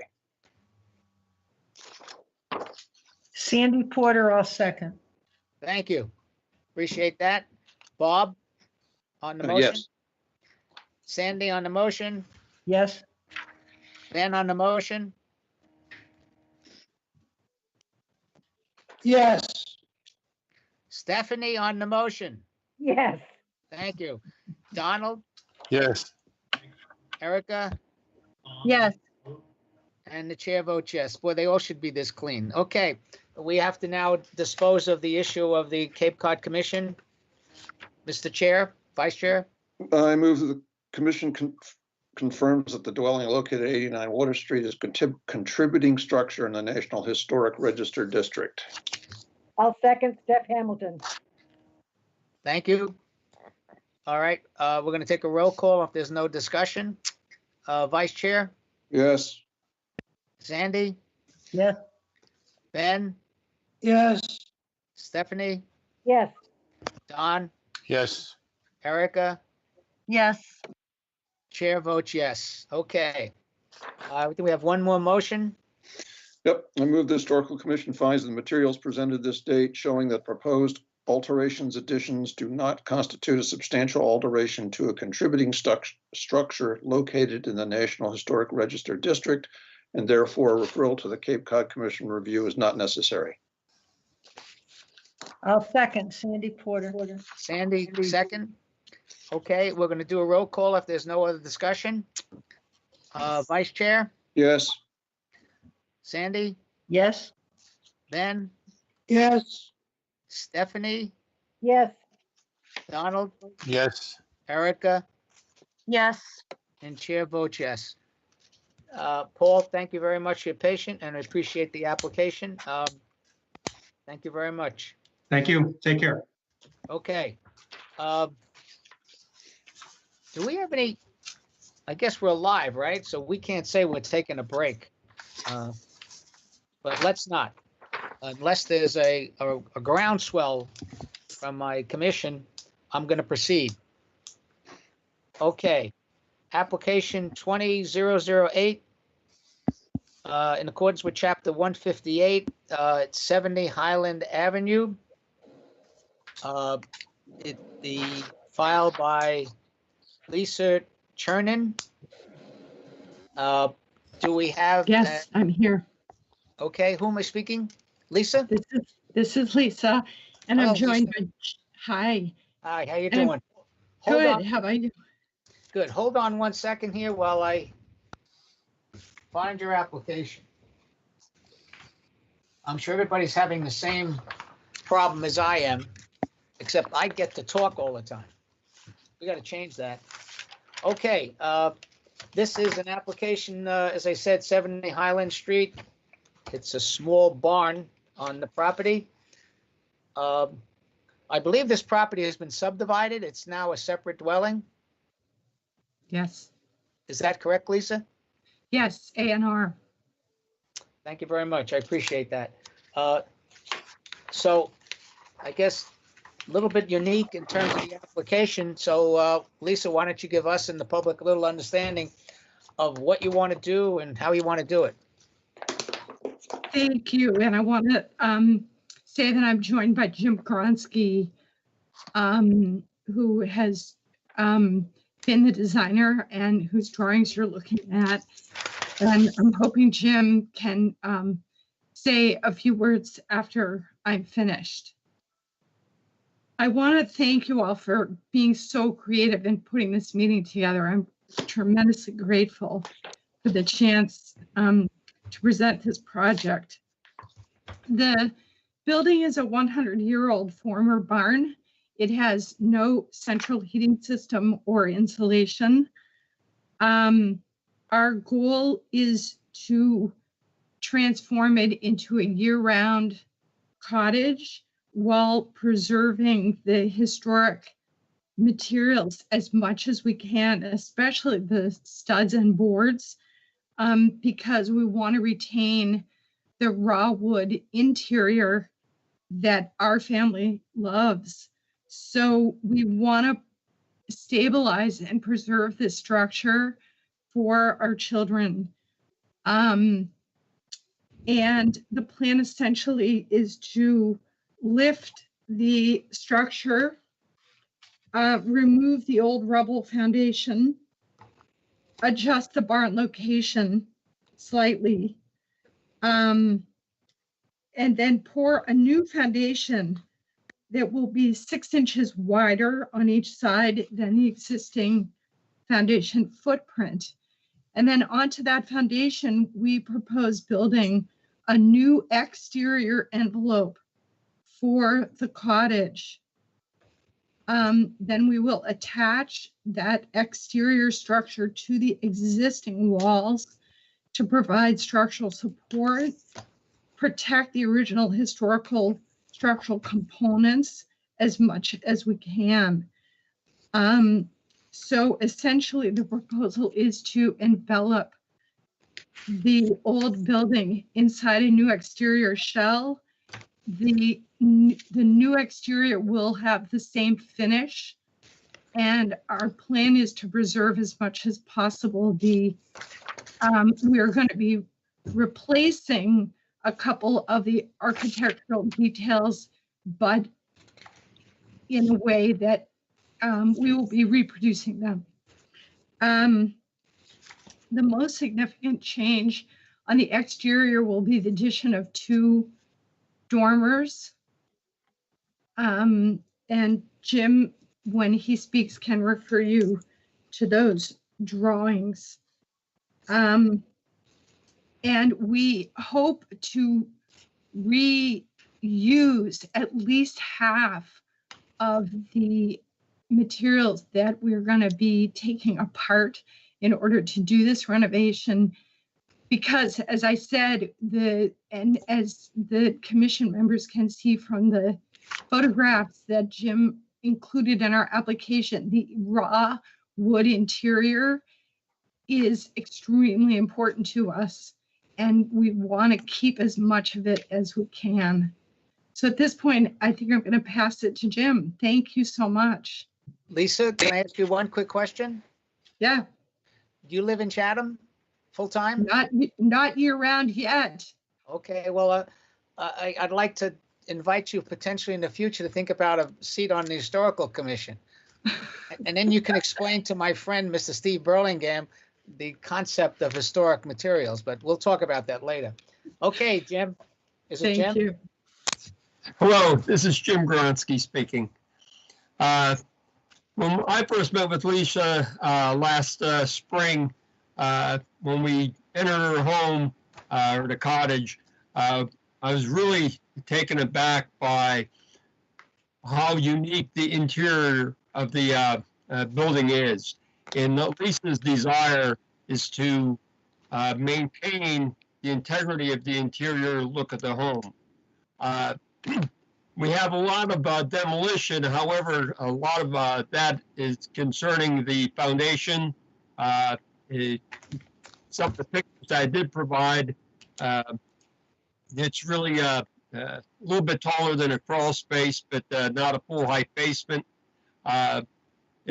The structural integrity underneath the floor systems is really a hodgepodge of different beams, different pillars, and so on. And so there's a lot of different things that require us to increase the height of the basement and to make it more usable. Since Lisa had requested to increase the height of the basement and install a new foundation, when you look at the site plan, the one corner of the building is actually only about 5 feet away from the property line because it was a subdivision back, I'm not certain exactly what year. But so as we're jacking up the building, I suggested to Lisa that we try to at least mitigate some of the nonconformity and increase it to at least a 10-foot setback in that upper, let's call it the left-hand corner of the as you're looking there at the site plan, at a minimum. And that way, by moving it back, it actually also enhances or helps the foundation people to excavate and have good working space and not disturb the neighbor's property, which was the actual residence that was attached to the barn. As we get to the actual structure, one of the things Lisa requested was that what I call the last elevation that's a small shed wall that's on the interior approximately 5 foot tall. She wants to increase that height to 7 foot because inside the house, of course, a 5 foot high wall isn't really conducive to actual living space. Since we have to raise that wall, we also then have to take apart the gable ends of that shed to increase the height, and then also then reconstruct the roof, because obviously you have to take a roof off a house in order if you're going to raise a wall. Then, as Lisa had noted during her conversation, we want to include 2 shed dormers on the second. That's a good drawing if you keep that one right up there. Shows the 2 shed dormers on the existing house that are requested to install. One thing what we tried to do is we tried to mimic exact or as much as possible the current views of the home, the elevations, and we're keeping the same roof slopes on the main part that's shown on the left hand of your screen. The rear shed dormer currently is a 612. We're going to change it to a 412 slope. So again, that attaches to the building as it does right now. And then increasing the dormers there on both the front and the back. When you took a look at, unfortunately, you didn't have the opportunity to do a site visit, but if you got inside the house, you would have seen that the center structural beam is actually sagging in the middle. And when this building was constructed back in the early 1900s, there's actually 2 steel rods from the ridge line down to support that center beam. Of course, that's the sleeping area. Right now it is sagging, as well as the ridge line is also sagging. So that's going to be replaced. That's our proposal, is to replace all that. But again, Lisa wants to maintain the integrity of the interior of the home. So our proposal is also, as Lisa had mentioned, is increasing the size of the foundation and building an envelope around the entire structure so that she can maintain the ambiance of the interior, and then we can mimic and recreate the exterior details, including the soffits, the crown moldings, and so on that are in some of my pictures. And that way, it's sort of like the best of both worlds, where we're trying to maintain as much historical material as possible, and it will be maintained, but then it's actually going to be encased, so really protected for hopefully years to come. And I will take any question. All right. Thank you very much. I turned my video off because I had a stand for a while. Thank you very much. I do appreciate the presentation, and I think we all do. I have one question before I ask the rest of the members, and there is a letter I have to read from a nearby resident. How are you attaching this envelope to the original structure? Are you removing the sheathing? No, Lisa wants to maintain all the interior barn boards. Like when you look at the interior pictures, yeah, you see all the interior barn boards. So when, except for the roof line, because the roof we are taking off because we're adding the dormers and so on. So obviously the roof is being, but as far as the walls, we're going to maintain the walls, and once we have the foundation, instead of pouring a standard like 8-inch foundation, we're going to go to maybe a 12 or 14-inch wide foundation, and then we're going to build new 2x6 walls, which will meet the energy codes, so we can insulate the house for year-round usage. Right now, it's a seasonal cottage. Lisa doesn't want to insulate, as we're looking at this picture here, in between these studs and then drywall over it, because then you lose the interior ambience of the home. So she's willing to go to the expense of maintaining the interior, but allowing us to build a new exterior which will then come up to the energy codes. So Okay, I when got we you. do exterior, we would then structurally attach it to the existing studs, not to support the new part, but actually just to tie the two pieces together. Okay, so the shell will be an independent structure. Yes. Okay, thank you very much.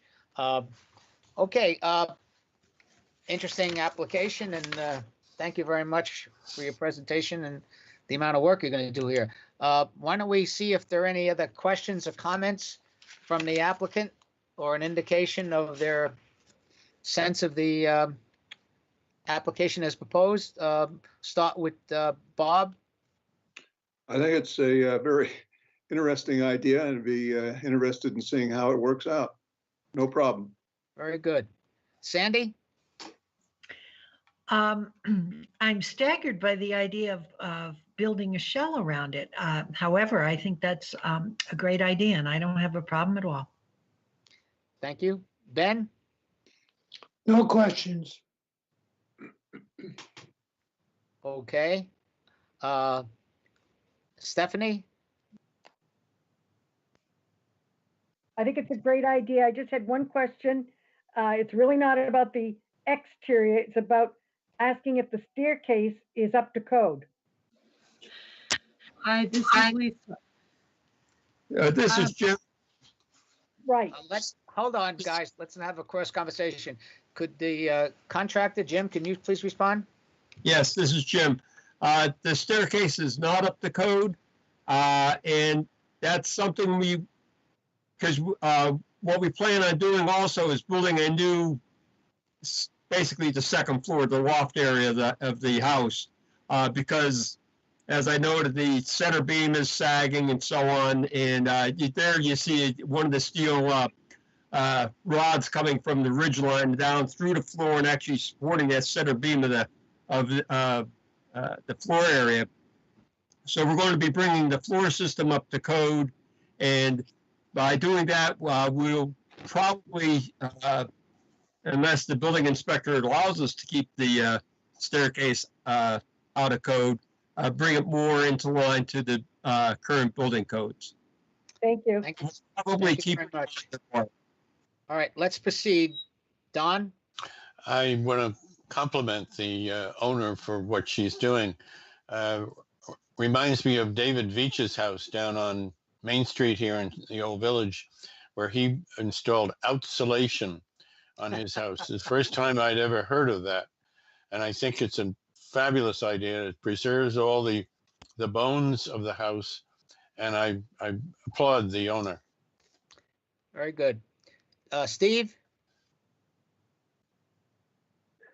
I hate to be the contrarian, but I've got some concerns. Go right ahead. You Historically- would disappoint us. Okay. Historically, I mean, this is obviously was. Steve, you're going to have to get close to the mic. Okay. Historically, this house was a barn or garage or what? But let's call it a barn. I have no concerns at all with what happens with the size or the rear of the building as you face it from the street. But I would, if you were to permit a full shed dormer along the front, it would be inappropriate to ever call this a barn again. It's really just taking a barn and making it into a house with a curious interior. And because we're concerned with the exterior, the streetscape, where it's like taking that big chimney out of a 18th century cape, it's changing its character completely. We talked about changing the character of the house on Shore Road. This is a complete change of the character of this building. If it I would support it if I were voting. I would support it if the front dormer was eliminated, but I would not support it if it was maintained or retained. I think you're done. Thank you. Erica? I really don't see an issue with it. I'm kind of intrigued by it as well. Good Thank you job. very much. I guess the chair comments is, I tend to agree with you a little bit, Ben, in terms of the change in the streetscape. But I think there's a trade-off here where the applicant could easily just demolish it and put something. Actually, there's an interesting house on that same street that we demolished, and something gray was put up. And talk about Chatham, if you want to take a walk and take a look at it. But having said that, yeah, true, we do lose a little bit of the conversion from, in my opinion, and agreeing with you, Steve, from a barn to a small cottage situation. But I think the trade-off in repurposing the property and saving the property, and more importantly, I think saving all that historic material, even though it's really not that old, maybe 100 years old, it's not that old. But I would agree, this is an interesting application. It will change it, but I think it'll allows us to save the property and save all that historic bond material. We're losing bonds, unfortunately, at a very fast rate in Chatham, in addition to houses. So, bonds is a problem, whether it was a barn or garage. I think we're going to still have the semblance of streetscape. I think we have a consensus if there's no other questions. Any men in the public want to speak for or against the application? I have waited my requisite 30 seconds. We do have a letter, which I'll read. My name is Matt Durkin. I live at 80 Highland Avenue, and I am a direct abutter to the Sherman property at 70 Highland Avenue. I received notification from the town that there'll be a hearing on Tuesday, March 17, to discuss the proposed renovations at 70 Highland. I've been a neighbor of the Sherman family for 34 years, so I reached out to Lisa to discuss the renovations they are proposing. Based on our conversation, I do not have any issues with the renovations they envision. If you could forward this note to the Historical Commission, I would appreciate it. Matthew Durkin, 80 Highland Avenue. There's no other correspondence and no other people speaking for or against the application. I think we have a consensus, gentlemen and lady. We could proceed with a motion if it's that your sense. Robert? Yeah, ready. I move that the Historical Commission finds that the building located at 70 Highland Avenue is historically significant because it's in whole or part 75 years old or more. And it possesses architectural value or significance in terms of period, style, and method of construction. I'll second it. Steph Hamilton. Thank you, Steph. Okay, there's no other discussion. We'll proceed with the roll call. Bob Lear, Yes. Sandy Porter, Yes. Ben, Yes. Steph, Yes, and congratulations. It looks great. Don, Yes. Erica, Yes. Lisa, thank you very much and good luck with your, How does the chair vote? oh, sorry, the chair votes yes. Thank you very much. Frank, we have to do the second half. Oh, okay, we forgot that. Sorry about that. I got 20 pieces of paper in front of me at the same time. Go ahead. Thank you. Chatham Historical Commission also finds that the proposed work to be done dated 2/18/20 will not materially diminish the historic structure, and therefore the commission does not impose a demolition delay. Sandy Porter, second.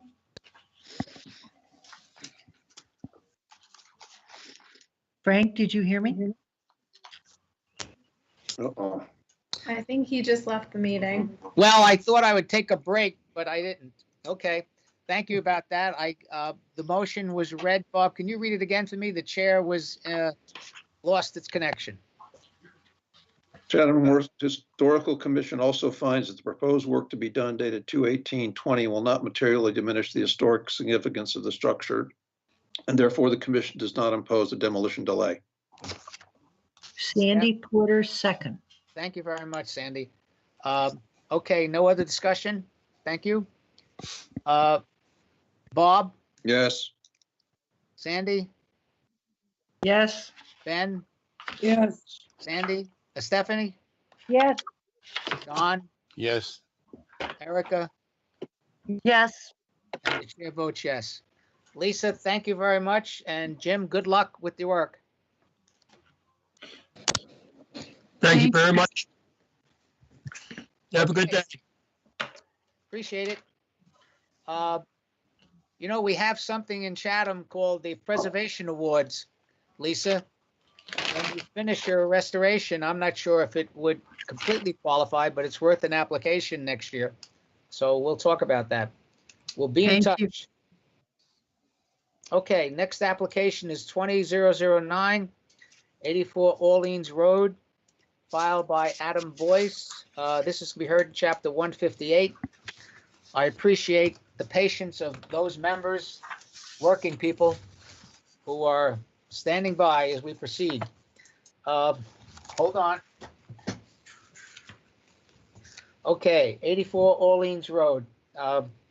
This is an application which is a little bit confusing, in which there was work already approved and started. If you took a site visit, you would notice that most of the work in replacing the windows has already been completed, but the applicant then decided to do some additional work, which required him to come before the commission. So we're trying to facilitate, hopefully didn't hold them up too long, and let's see where we proceed. So who's representing 84 Orleans Road? Hello, everyone. This is Adam Boyce, the property owner. Thank you, Adam. So I appreciate your time and everything.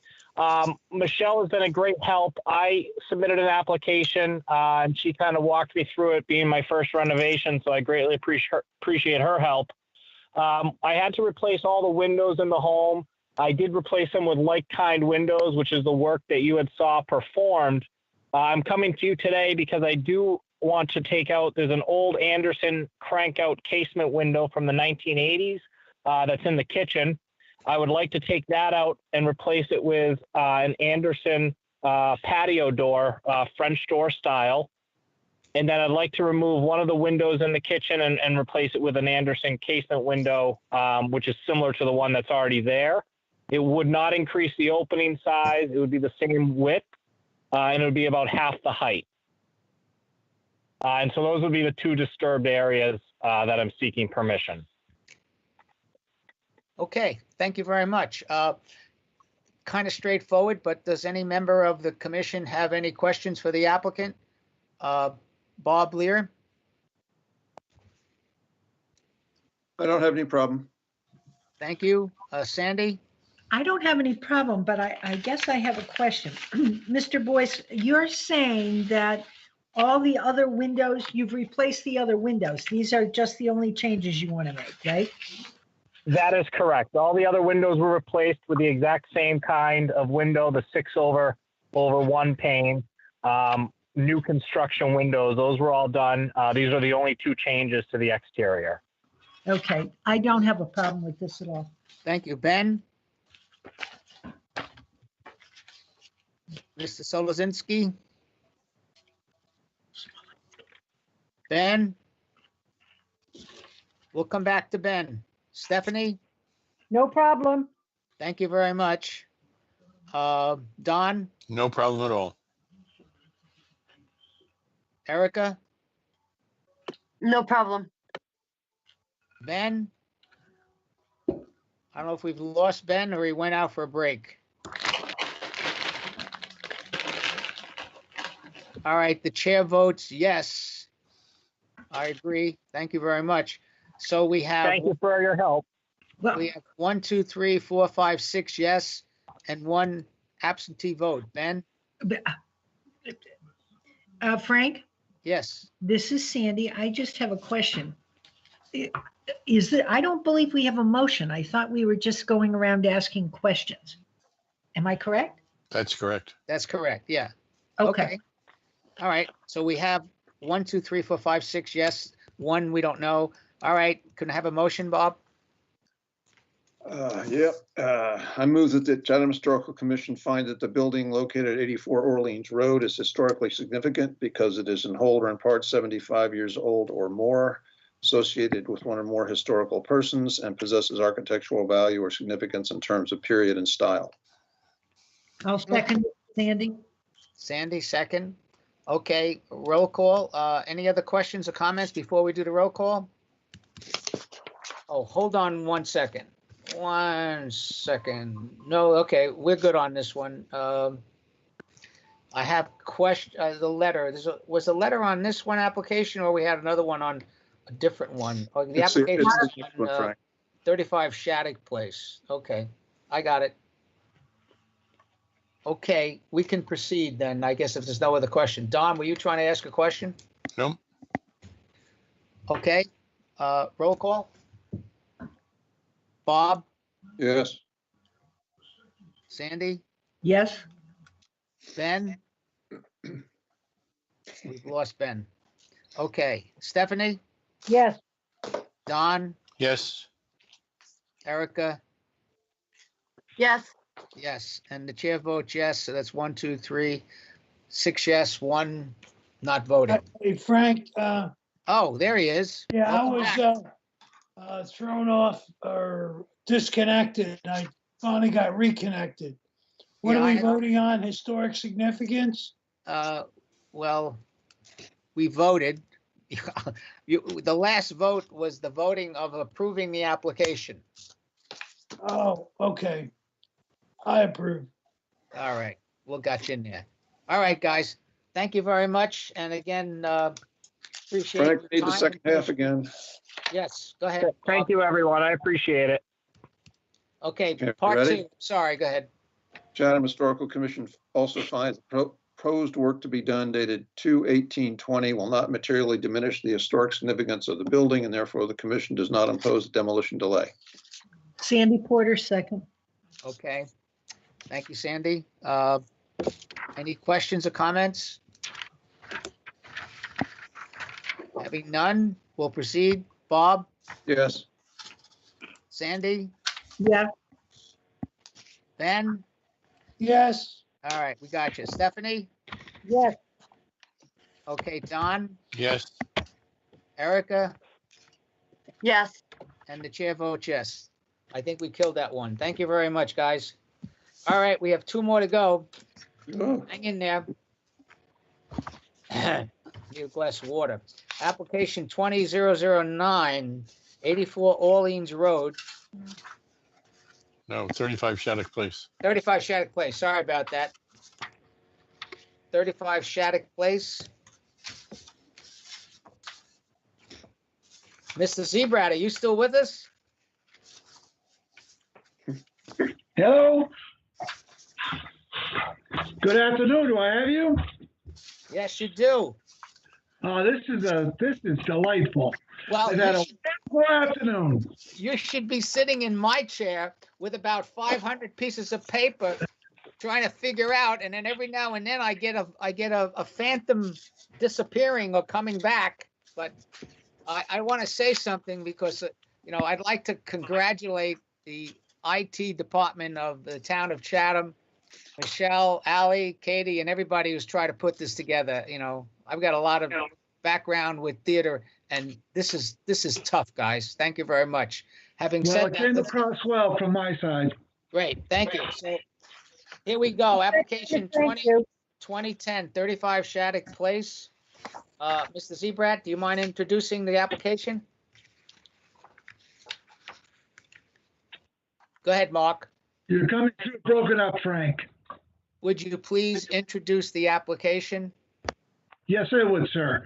This is Mark Sebrat, representing the Brannigans on 35 Shattuck Place. We are seeking to add a dormer to the backside of the building. This has come before you before. went through a substantial renovation they were looking for. I don't know if it got approved or disapproved, but I believe the Brannigans are now a new owner. And what they hope to do, bathroom up on the second floor level of the building. To achieve that ends, they want to put a small dormer out on the back.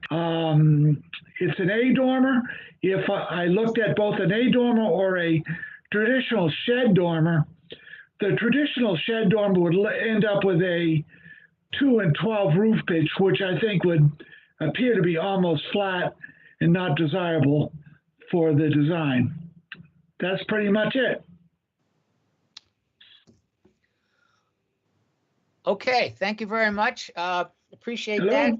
And hopefully some of you folks took a site visit. It's a lovely little house in a beautiful section of town. It's one of the most charming sections of town off by the windmill and these old properties back there, and appreciate the work that they're doing on it. So does anybody have any questions of the applicant? Frank, it's Bob. I have one minor question, Mark. Yes, sir. On your east elevation, the window to the left of the door. Let me just pull that up. Window to the left of the door, yeah. Right, and if you compare that to the Sir. photo of that same elevation, the window on the drawing seems to be significantly larger than the one in the photo. Is that intended or? Oh, no, it's not being changed. I was working from existing drawings of the building that I was provided with. Okay. We do not intend to change any of the windows on the east elevation. Okay, that's fine. Then I have no problem. The only exterior change we're looking at is the dormer up on the east side. I would also note that the are going to be coming back to you to talk about adding a porch on the west side, but we'll deal with that at another time. Yes, Mark, I apologize for that, but with the current situation and, we had such a long agenda and we just wanted to at least get you moving on this one, so. That's fine. That's fine. They don't want to do it right away, and so we have plenty of time. Thank you very much. Okay. I lost my place. I guess, does anybody else have any other questions? Sandy? No, not at all. Ben? Ben, do you have any questions of the applicant? No. Stephanie? No questions. Donald? No questions. Steve?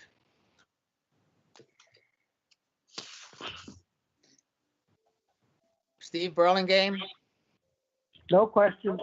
Thank you. Erica? No questions. And I have no questions. So why don't we proceed? There seems to be consensus.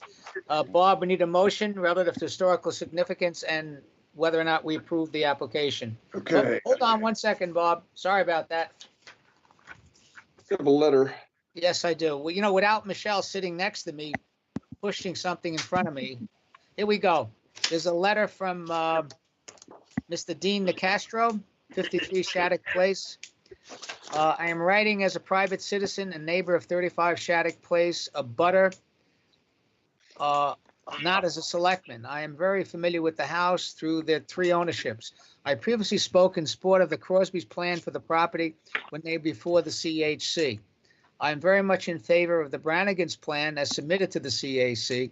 When the Crosby decided to put the property on the market, several of us in the neighborhood were concerned about its future. I believe those concerns have been allayed by the Brannigan's acquisition of the property.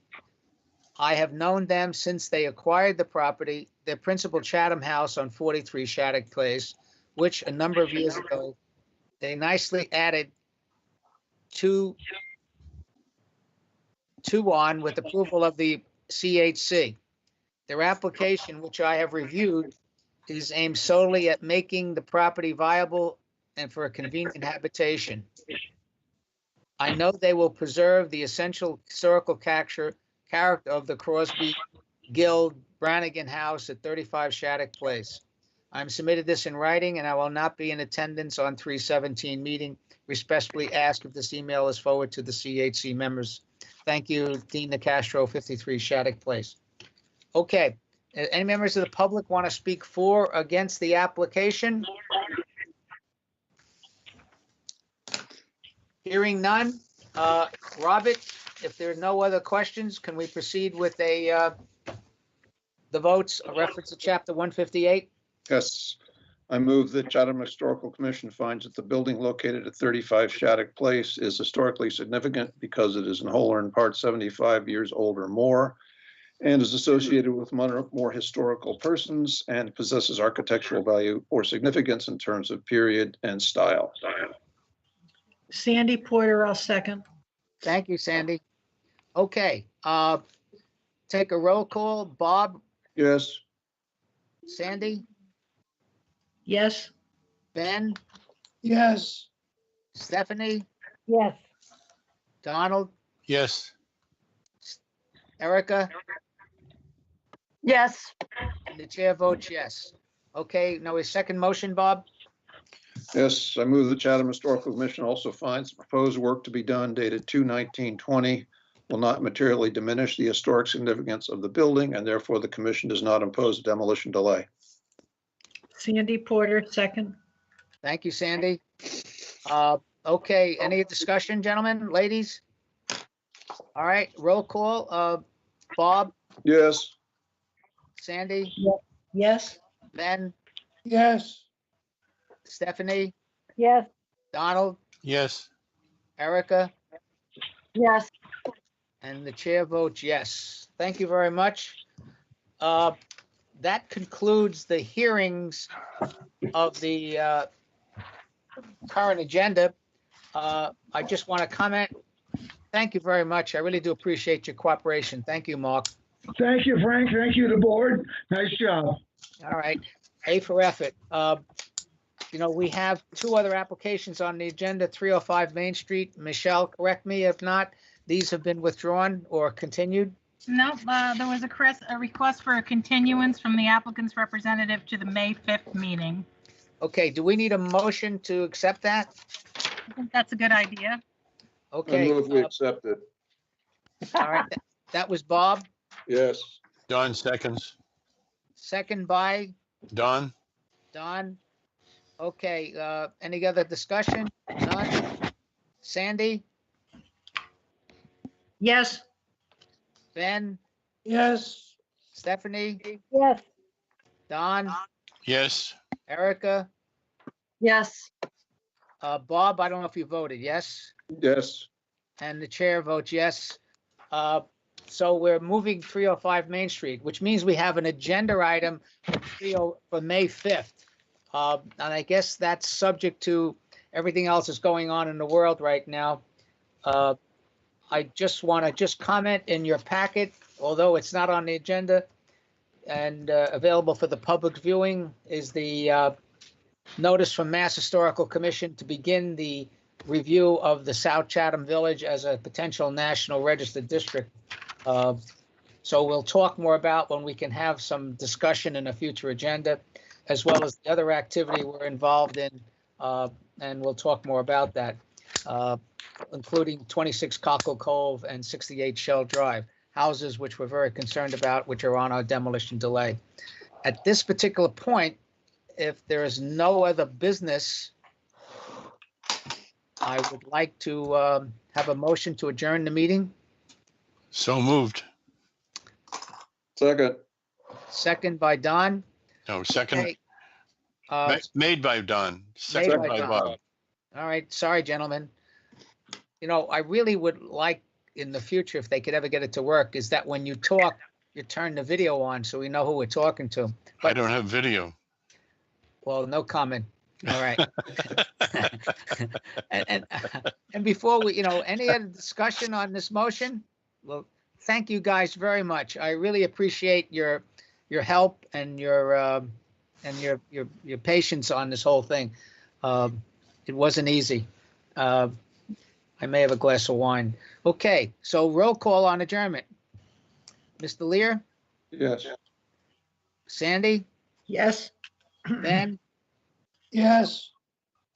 Stephanie, Yes. Don, Yes. Erica, Yes. And the chair votes yes. Thank you very much, guys. Be safe, huh?